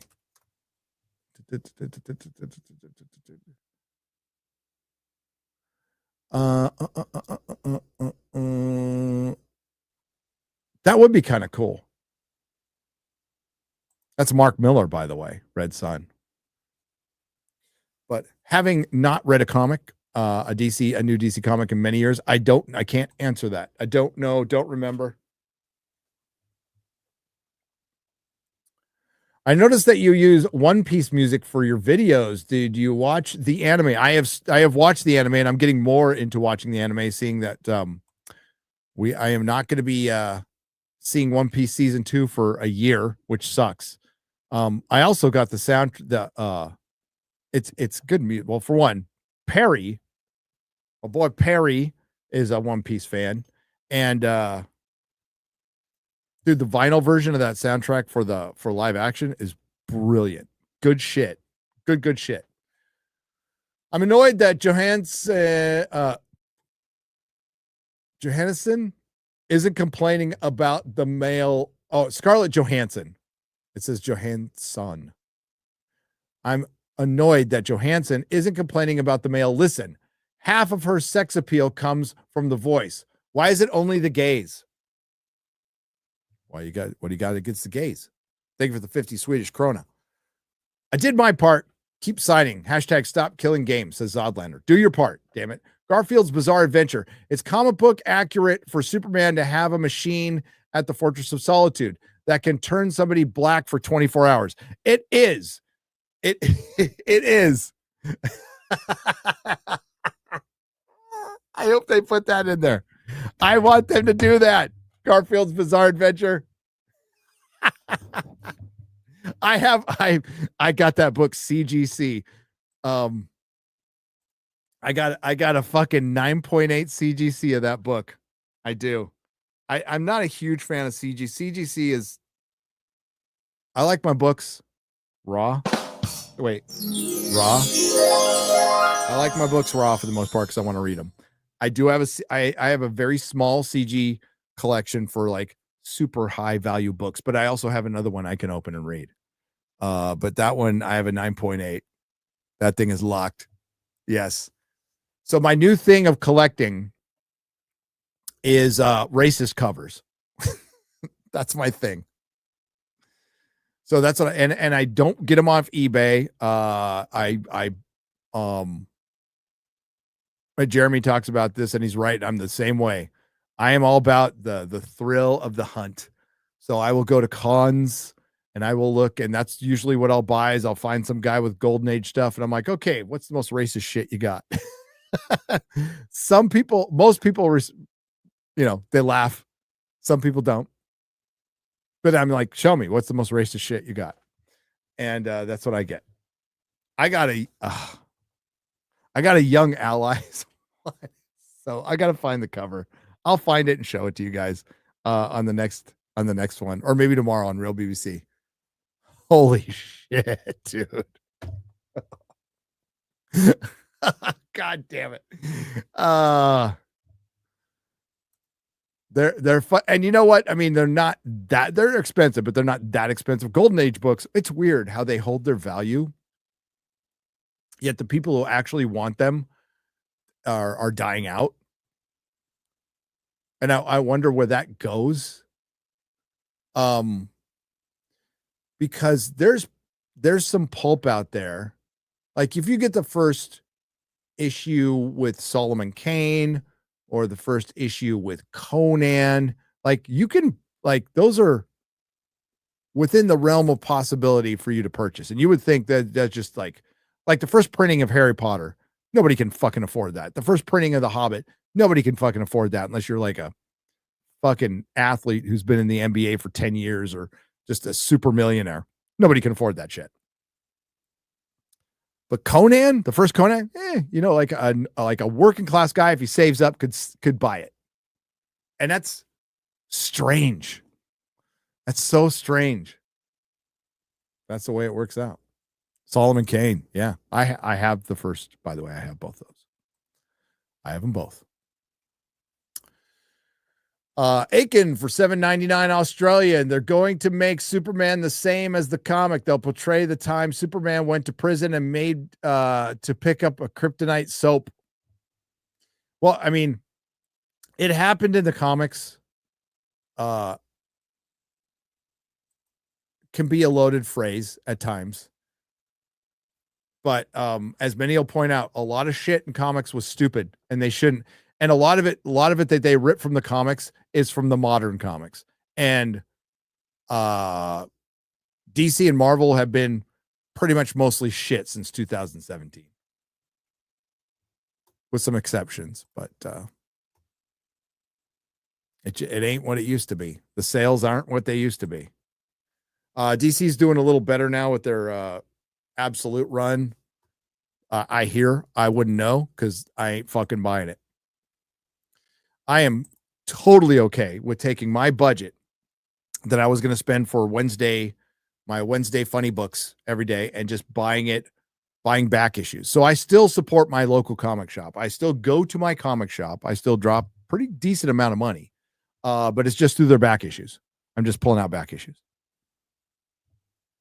I ain't buying new shit. The only new stuff I buy, Conan from Titan. It's pretty good. My favorite thing now is the Transformers. Holy shit, that's good. And Miller World.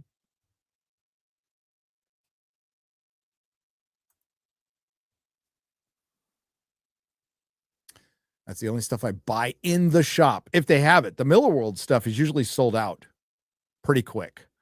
Conan, I'm behind on it, so I'm finding it in back issues. And Transformers, I had to get off eBay because I can't find that shit anywhere. And I wanted first prints of everything. So, and Az was telling me forever to read that. And I finally listened. And he was right. Larry Darrell for $19.99. 29 years ago, I stood in line for 2 hours to see the film Independence Day, a non-franchise film, only one major TV star and a badass trailer to bring people in. Think that will ever happen again? Disregard selective seating. I don't think so. And you know, we were so fucking spoiled. Like, remember a lot of the critics hated Independence Day, right? A lot of the critics hated Independence Day and saw it as silly. I fucking Con Air, Armageddon, Independence Day. I walked out of those movies going, okay, yeah, sure, schlocky, but fun. Tons of fun. And I don't even feel like they're schlocky anymore. I don't. We were just spoiled back then. The writing in Independence Day is downright Shakespearean compared to what we fucking get now.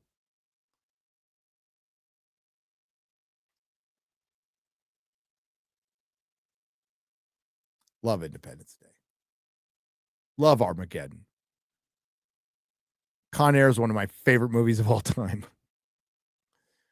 The Rock is the shit.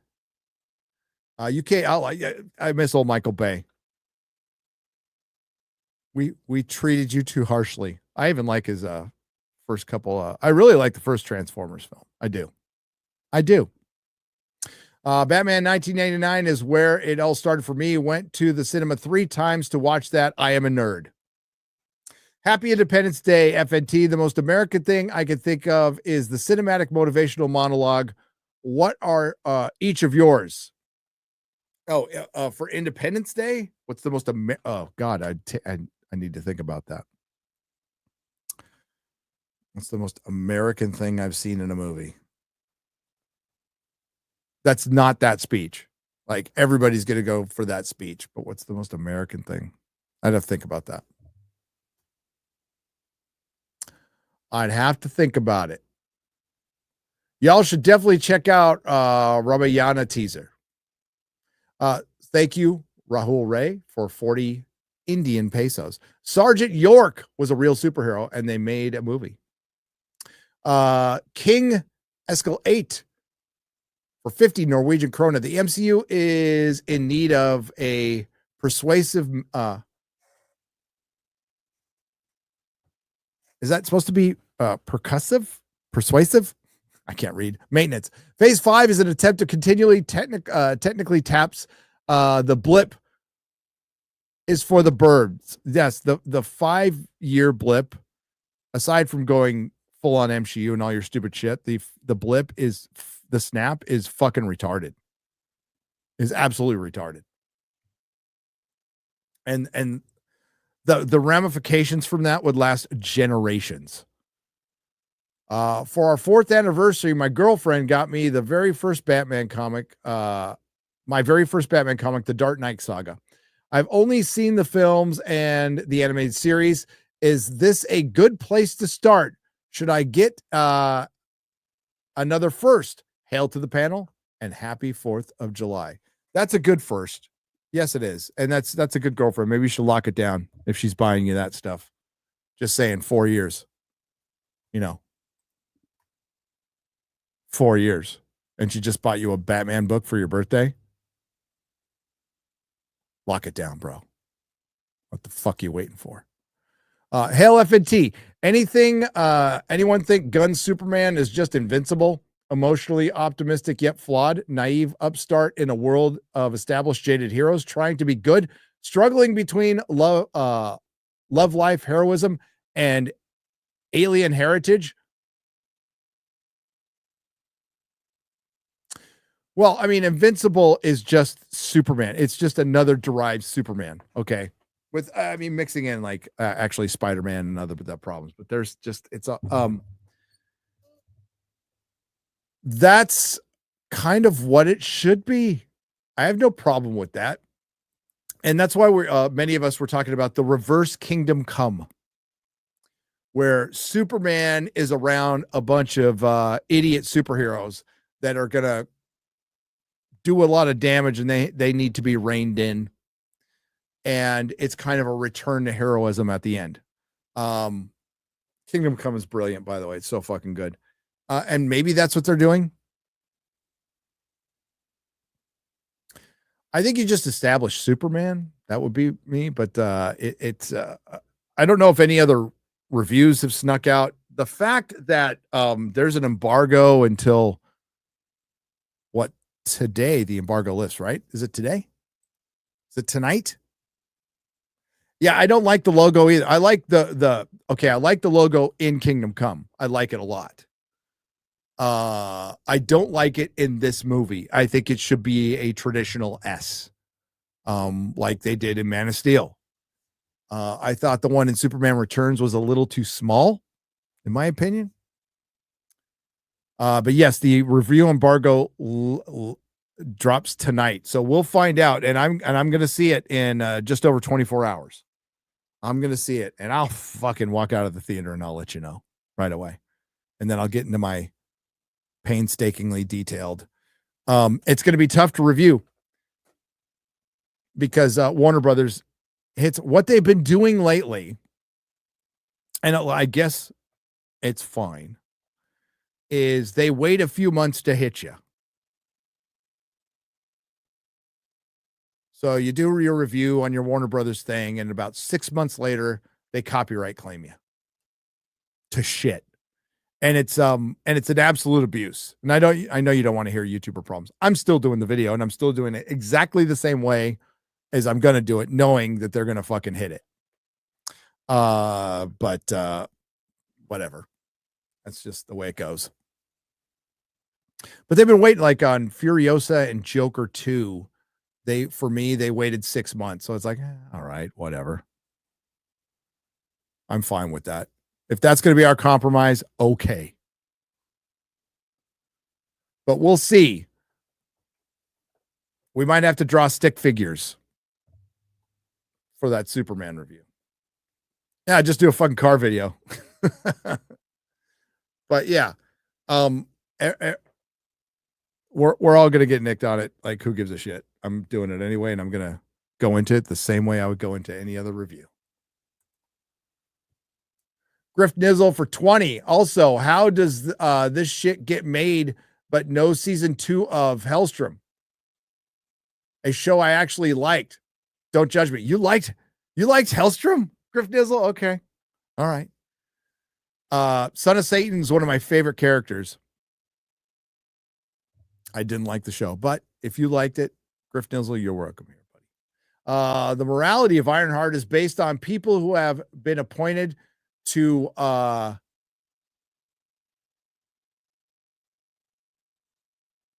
don't know what that is. Franchises on the basis of ticking boxes. So on billion, is that pounds? $1 billion franchises on the basis of ticking boxes and grievances based on identity. They totally believe and invest on this. 100% right. One more thing. Thank you for the 10 British pounds, proper money. And then where are my shoes for 10 proper British pounds? No idea what you Yanks were meant to celebrate today, but we here in the UK, we just had the Oasis reunion gig, and I have a ticket for the July 5th final Ozzy Osbourne. Oh, hope you enjoyed it, man. Rather be here, frankly. Well, for the Ozzy gig, I've got a hot take. I don't like Oasis. I understand the Brits lose their fucking mind over Oasis. I'm not an Oasis fan.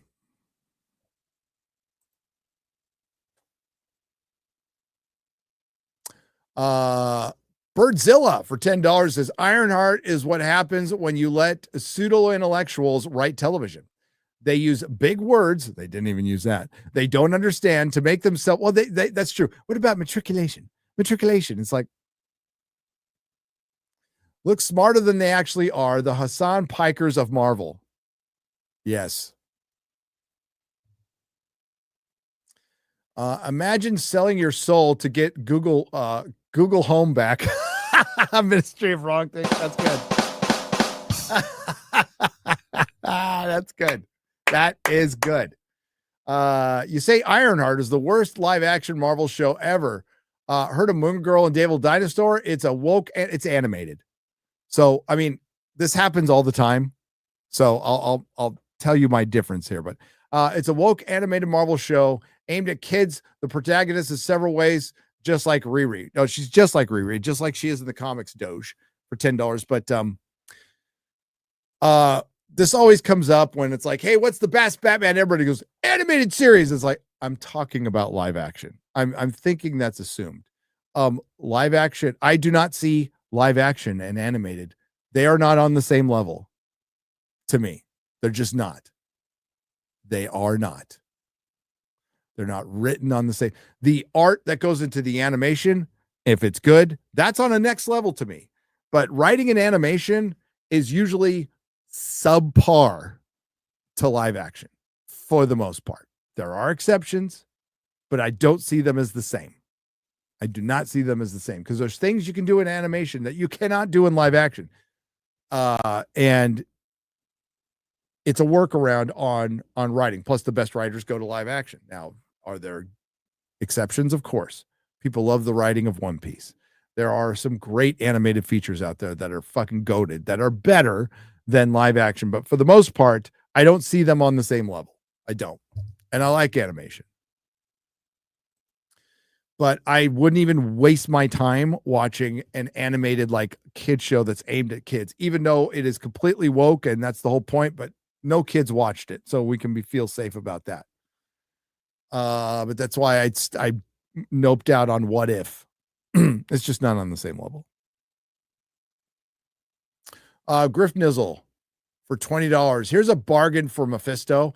Every time a black man buys a pack of Newports, they're instantly teleported back home. 13 to 52% of problems solved.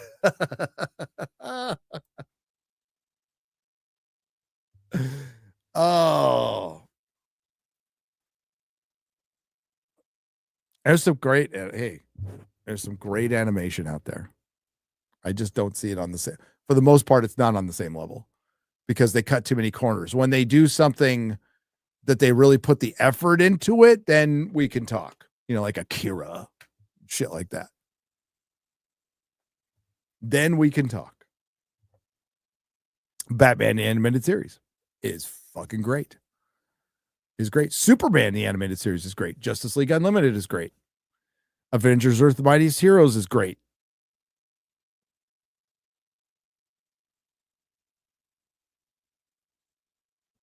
But hey, Spectacular Spider-Man, it's great. Arguably, no, not even arguably. X-Men, the animated series from the 90s, made more X-Men fans than the comics. Just did. And it helped them go buy comics. That's why they really fucking blew up. That really helped. And you want to know why? Because they were loosely based on the comics. Happy 4th of July, and remember to stay safe. Jeremy's bottle rocket exploded in my face. Ooh. That sounds gay. Has RK seen the Critical Drinkers review of Jurassic World Stillbirth? Yes, he did. Ryan Kinnelsaurus. Dark Heart Hemi for $10. Thank you for the donation. Just walks away. William Alston for $20. One easy fix to Riri's motivation story. Have her narrator explain how she was ripped off of royalties for her magic metal detector. STEM equals steal, trick, evade, magic. Gunner for 20 Norwegian krona. That's good. All hail the random hood cricket. Keep it up. I don't have it on this, but I will soon.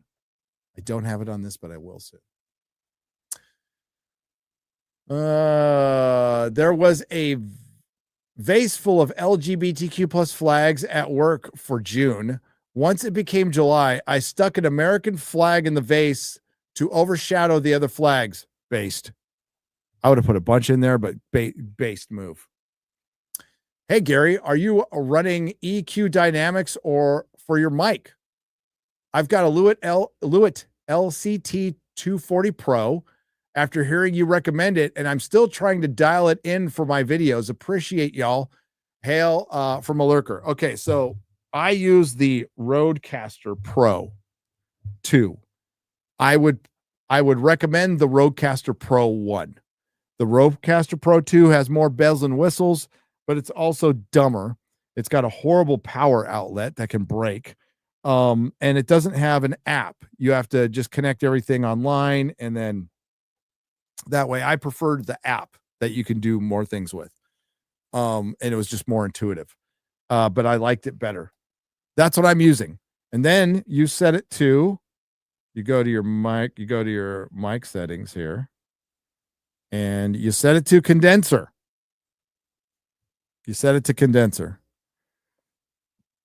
But that's what I would use. The Rodecaster, you could probably find it on eBay for $300 or $400 used. Still, yeah, it's expensive, but it's worth it. It's worth it if you're really going to do this seriously. Rodecaster 2, I wouldn't recommend it. There's other soundboards out there that are better. I mean, I have it now. I'm going to use it until it breaks, but there's other soundboards that are better. But Rodecaster 1, good. So, and it's, they don't make them anymore, but you can find a used one that's probably pretty good. Happy Independence Day to my countrymen, and happy weekend to all. Sandy Q, happy Independence Day weekend to you. Maybe some people are still enjoying a day off. You never know. Just take the week off. Fuck it. Oh my God. Back in my parts days, I would have been just living for this weekend and just go barbecue. I usually used to barbecue carne asada on 4th of July because I grew up in San Diego.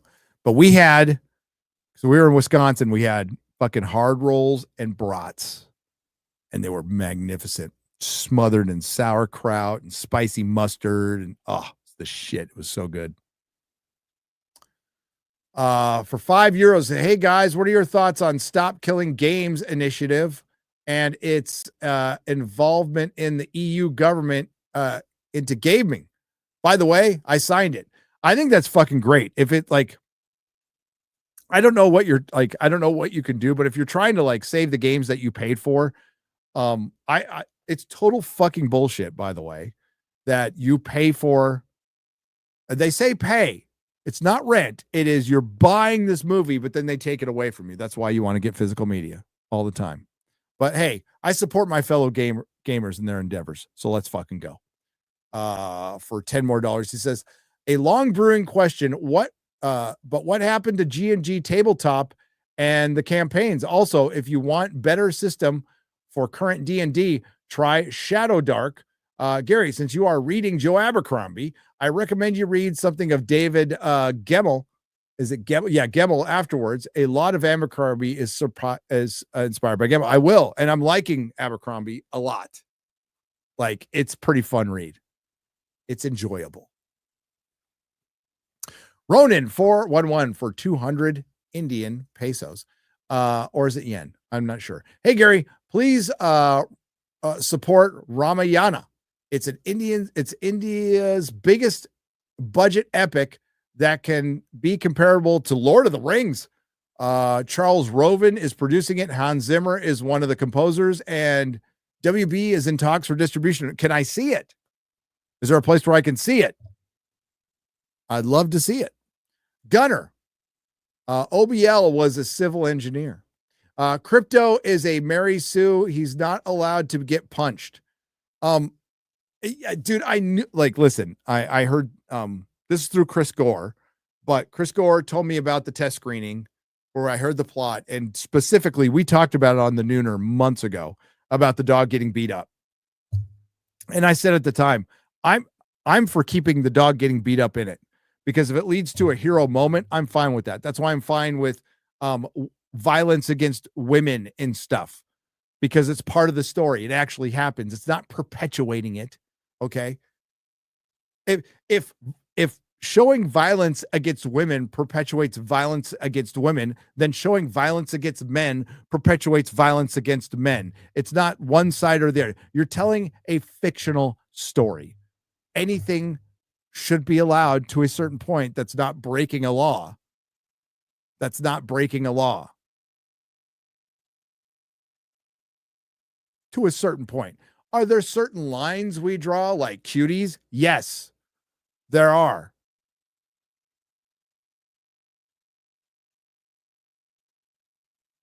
But that was filmed in France. They have a little looser laws on shit.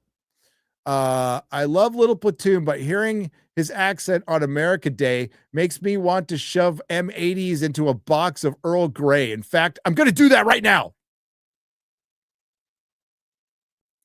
We were showing I think they were being good losers. I think the Brits were being good losers. They got on British, the UK loses day, and they sucked it up. They took it. Dries Vandenbush for $11.99 says Jurassic Rebirth, the family should have died, and the black guy should have been eaten by the alien Rex, but he teleported to safety. Second worst Jurassic after Dominion. F1 will win the summer. I think it's the best movie of the summer. Is it as bad as Dominion? Like, I hadn't watched it until very recently. I don't think it's as bad as Dominion, but it sucks. Colin Walker for $4.99. Oh, I read that one already. Robert Downey Jr. endorsed Ironheart. Then he took a shower, took the 50 off the nightstand, and snuck out the back door. He snuck out the back door. Paul Connolly for €5. What's up, Paul? Happy 4th of July, FNT. Question for Disbrew and or the panel. What do you consider worse, Ironheart or Robin Hood? Oh, that's a question for Disbrew or Az. I don't know. I'll ask him, Paul. Hope everything's okay, brother. X-Ray Girl, save that one for next Friday so we can ask Az and Disbrew. I'm going to guess Robin Hood's probably worse. Josh Kelsey has dropped $20, and that's what he does. Thank you, Josh. R.I.P. Kenneth Coley, a.k.a. Admiral Piet in Empire Strikes Back. Rest in peace, Admiral Piet. Anthony B for €5 says, you do know if the French had not joined in and helped you guys out, you rebels wouldn't have won. The war was a stalemate until they joined in. If ifs and buts were candies and nuts, we'd all have a Merry fucking Christmas. Hal Kira for $5. Ironheart is based. They made every minority a criminal. Is that supposed to say America? It's supposed to say America. Fuck yeah. To celebrate the 4th, I thought a 60th anniversary commemorative VHF of Pearl Harbor. I bought a 60th anniversary commemorative VHF of Pearl Harbor at the thrift store. Cost 25 cents.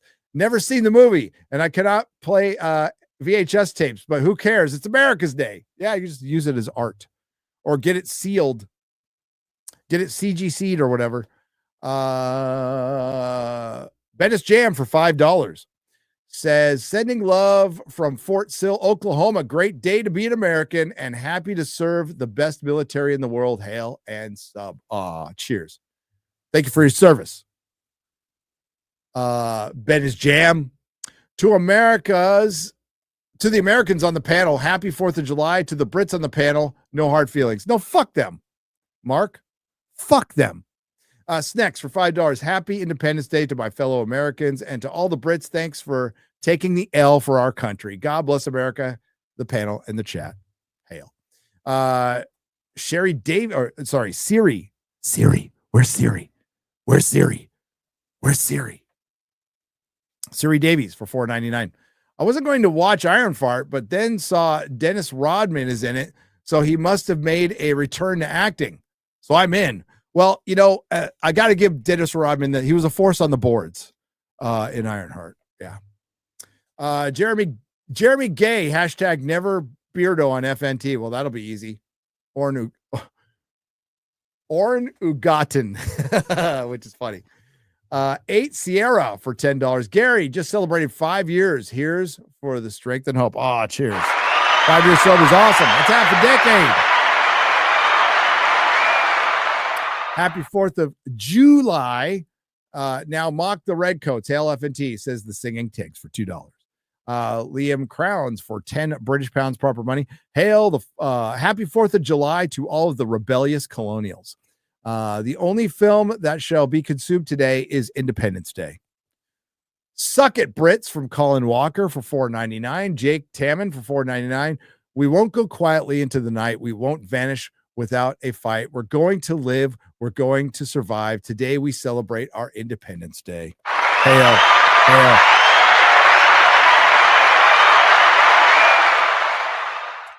Hail. Hail. Ironheart. When are they doing a crossover with American Society of wait. Oh. It's going to take a while because they changed everything, but I don't care. You're not going anywhere. You guys don't have, you're all working or whatever. You don't have anything important to do, right? Like me. I don't have anything important to do. Oh, where'd it go? Here, we'll watch this while I look for it. You look goofy. There it is. The American Society of Magical Negroes.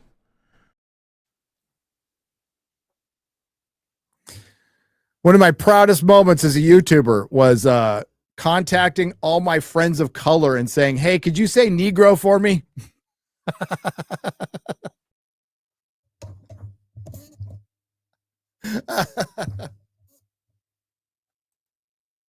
All my FOCs.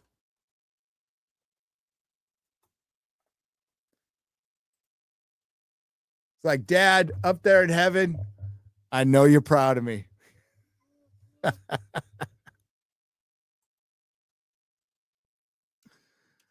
Yeah. We got a 3-parter for Ministry of Wrongthink for $30. We're going to round up $30. It's actually $9.99, but $30, man. Fuck yeah. Thanks, brother. I can't believe Ironheart got worse. It got so much worse. Shills are actually taking the unironically racist Wakanda wank-off black stereotype-filled Chappie T strip from 4chan post and telling us we're racist if we don't like it. And then the corn kernel cherry atop this is, as this shit cake, is the fact that the show is literally called Ironheart, aka Heart of Iron, aka Resolute Conviction, and she literally sells her soul to the devil, who happens to be a Jewish in real life. But this is Disney, so that's that last part tracks. I could not agree more.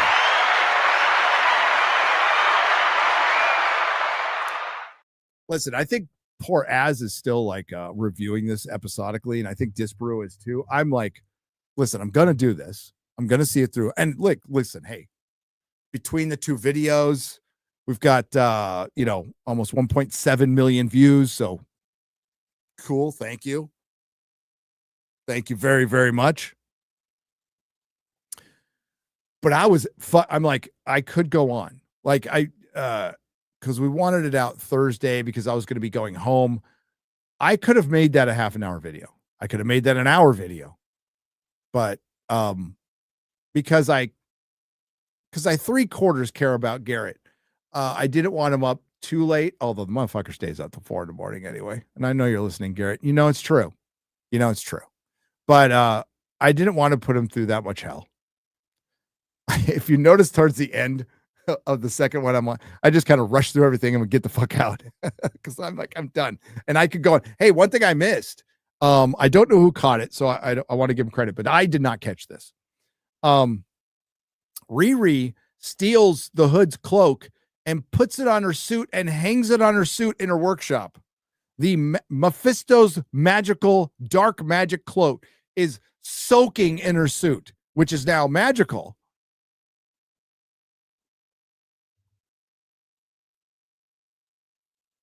She's a villain. M2M for $5. If I want dinosaur action with badass women, I'll stick to Dino Crisis. Capcom, stop ignoring one of your golden geese and treat the series properly. You guys anybody ever read Cadillacs and Dinosaurs back in the day? Anyone? They had a toy line for a little while, a little cartoon. It's a cool comic. It's very 80s. Very 80s, 90s.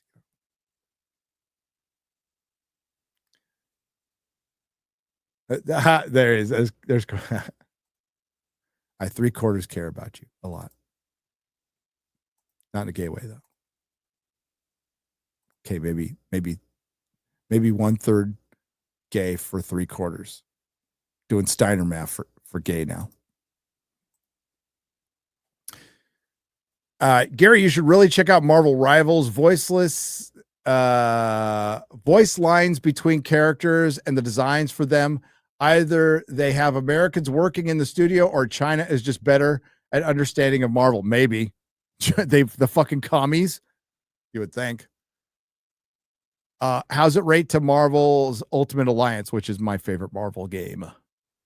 Come on, I want to hear you say it. James Gunn is a film genius. No, not that. The other thing, Superman 2025 will save the DC cop. Wrong. Get the Kevin Spacey part out. R.I.P. Michael Madsen. I'll build a tripod with 4 legs. The culture war is no more of a war than a war between men and maggots, or dragons and wolves, or men riding dragons, throwing wolves at maggots. Cheers. Hail. Jackson loves Nintendo, not as much as Bree or Jeremy. Jeremy has a Nintendo body pillow too. Or who's the guy who created Nintendo? Who's the Japanese guy he's got a body pillow of that dude? $9.99 runs it, or I don't know who it is. I know the panel will disagree, but I love season 2 and 3 of Squid Game. Thrilling action, engaging cast and performance. The Gunn 456 making an awesome case against nihilism is a brilliant arc. Oh, well, I'll find out when I watch it. This guy for 20 Canadian pesos. Drinker was right. The movie is a slog, but gets going once the Kittlesaurus shows up. Anyway, happy 4th of July to FNT crew. May the holiday weekend be full of family, fun, and friends. It was. I hope it was for you. As long as Ryan's forehead. Damn straight. Don't be hasty for $10. Says, any hope I had in James Gunn's Superman being good was lost when they said it's not including the American way along with truth and justice. And right before the 4th of July, too. Yeah, it's pretty stupid. It's pretty stupid. It would not, it would bring in more money. It would just bring in more money. It would be a net positive. Jacob Wolf for $4.99. Afterbirth sounds like the Transformers 4 of Jurassic rebooting again with a new cast, and this one was the one that will make people lose interest. We'll see. It's got a 5-day weekend. still tracking a little bit behind Dominion, but we'll see how it legs it out against Superman and Superman's James Gunn and Fantastic Four with the female Silver Surfer. Gary, euro isn't proper British pounds. Apologize. I'm sorry. Eddie Brock, I'm sorry. I apologize. Yes, the dollar is worth more than the euro. After watching Jurassic World Regurgitation, I need to cleanse after watching that slop. How about it? QBG, let's watch the best Jurassic movie, The Lost World. And he's going to say no. He's going to say fuck no. I'm in agreement with Quarter Black Garrett on Jurassic Park 3. I'm in agreement. Jurassic World Regurgitation tied with Dominion as the worst Jurassic movie ever. The plot and acting were terrible. The villain was obvious and dinos were shit. QBG is that's 2. Okay. All right, we'll get the rest. Well, let me get a couple more. Then I gotta go. Dark Heart Hemi has gifted 5 Nerdrotic memberships on Rumble for $25. Thank you very much. Happy Independence Day, America, and has always been a Christian nation. Praise the Lord for our prosperity for $20. What happened to writing? Put aside the messaging and they don't understand basic writing and literary devices. Characters drive the plot? No. Chekhov's gun? No. Hero's journey? No. Metaphor? No. But there's always an allegory. There's always an allegory. Happy Independence Day. What is this word? Anti-federalist pain? Yes. And binary recoil are good guys. Hail FNT, hail Rumble, hail chat. Anti-federalist pain. There you go. Snooty Mims has your back. Dan the Man 19961 and Switzerland Play IT, also good guys. And Viva Frey. Yeah, I've talked to has great children's book, Louis the Lobster on Amazon. Hail Rumble and free speech platform. Yeah, go check out his children's book. I've talked to Viva Frey a couple times. He's a good dude. He's American now. You hear that X-Ray girl? He got out of Canada and now he's Florida man. And he fucking looks like Florida man. He's like he went native and I love it. Connor Smugbug for $1 says, why is the blade in your hands crusty, Shad? Do you come on it? Did you get the yellow fever? Ooh, ugh. And happy Independence Day. America is and always will be a Christian nation. Praise the Lord and prosperity. Okay, now we're going to get out of here. We'll get the rest next time. There's like 3 more, but we got to go. Before we go, I know this kind of snuck in. Where is it? Noons came in with some gifties. Oh, a lot of gifties. Oh yeah, I'm there right there. 50 gifted, $250 from Noons. See you in Egypt, lady. Thank you, Noons. Can't wait for Egypt. We also have we did get some member messages that I'll get here. Gary, do you know anything about Spielberg's upcoming UFO film? I know that David Grush consulted on it a little bit. I'm really interested in it. I'm not going to lie. Because Spielberg at least comes at it like people cannot like Spielberg, but he's a believer.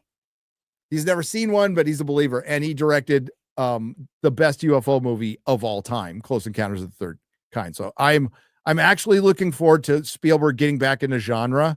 We'll see if he can still do it, but I'm looking forward to it. I want to see it.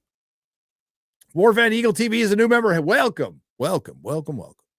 Howdy, Gary. Do you recall there was talk about making DVDs with expiration dates? Yes, there was, and there was also God, I'm blanking on the name now. The ones that Spielberg and Lucas developed that were called DivX. That's what we called them, by the way. DivX. And they had codes. I remember, though. Shlomi Leaner is a new member. Welcome. They should make actors sign contracts to shut the fuck up about politics until expiration. Stick to the job. Too much loss in jobs, profit, and reputation. You're right. And there's morality clauses, but and there used to be more restriction on that, but because of the more like certain actors with power could say whatever the fuck they want whenever they wanted. But like young up and coming actors were probably restricted pretty heavily by their agencies. But once the agencies got woke as well, they all felt like, well, they all felt like they had a platform and they needed to use it. And because they're the righteous ones who wake up in the morning morally superior to all of us, they know what's better. Like, according to them, it is morally superior to mutilate your child. But according to me, I won't speak for you guys, but mutilating your child because you have some weird fetish that you want to have them as an accessory and scarring them for life is no different than beating the fuck out of them. It's abuse. But they think they're morally superior. They're letting that child be what the parents want them to be. I mean, Charlize Theron adopts kids and they're all trans and non-binary gay. That's weird, isn't it? She's not a fucking narcissist whack job who's fucking adopting kids so she can have accessories who are all going to be a drain on the system when they grow up, or most of them. Because she's not fucking raising them. A nanny is. Yeah, if you love your kids, keep them out of the hands of movie stars and don't let them go to Hollywood. Winds of Winter last pages will be left blank for the reader to finish or Aliens. And it probably would finish better.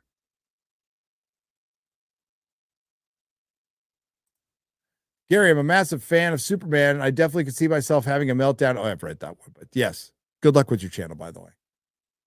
All right, we're out of here. Thank you, everyone who donated for FNT and Real BBC. You help keep the lights on. Thanks to the Nerdrotics for being here. Thanks for keeping me company today. Hope you had a good Monday. Do a little quick business.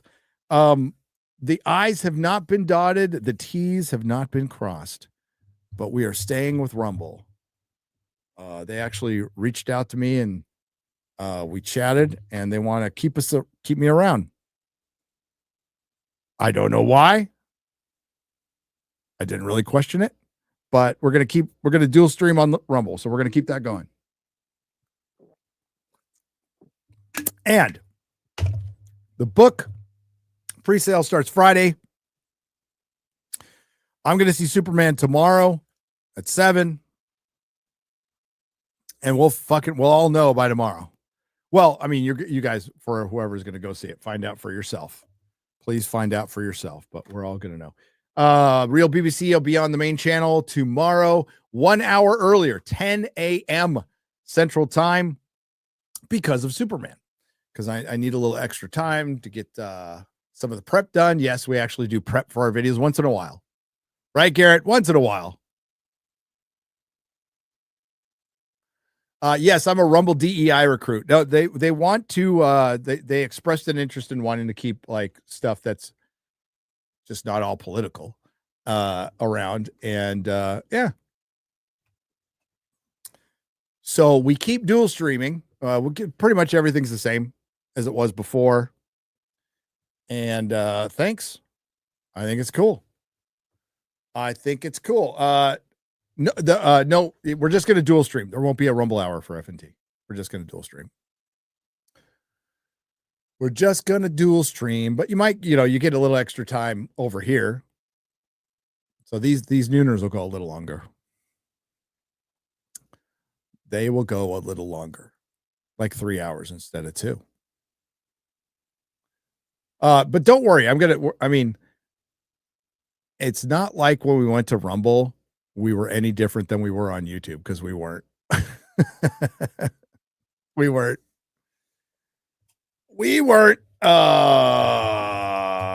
There you go. All right. So thanks everyone in the chat. Thanks to all the lurkers. Thanks to the Nerdrotics. Thanks to everyone who left a super chat donation. You help keep the lights on. Thanks to X-Ray Girl. Thanks to Quarter Black. Thanks to Perry Chan. Thanks, Lady Greymaster. Hope y'all had a great 4th weekend. I'll see you tomorrow on Real BBC. I got some comics. Oh, I'm so happy to be near my comics again. You don't even know. See you guys later. Ciao, Bella.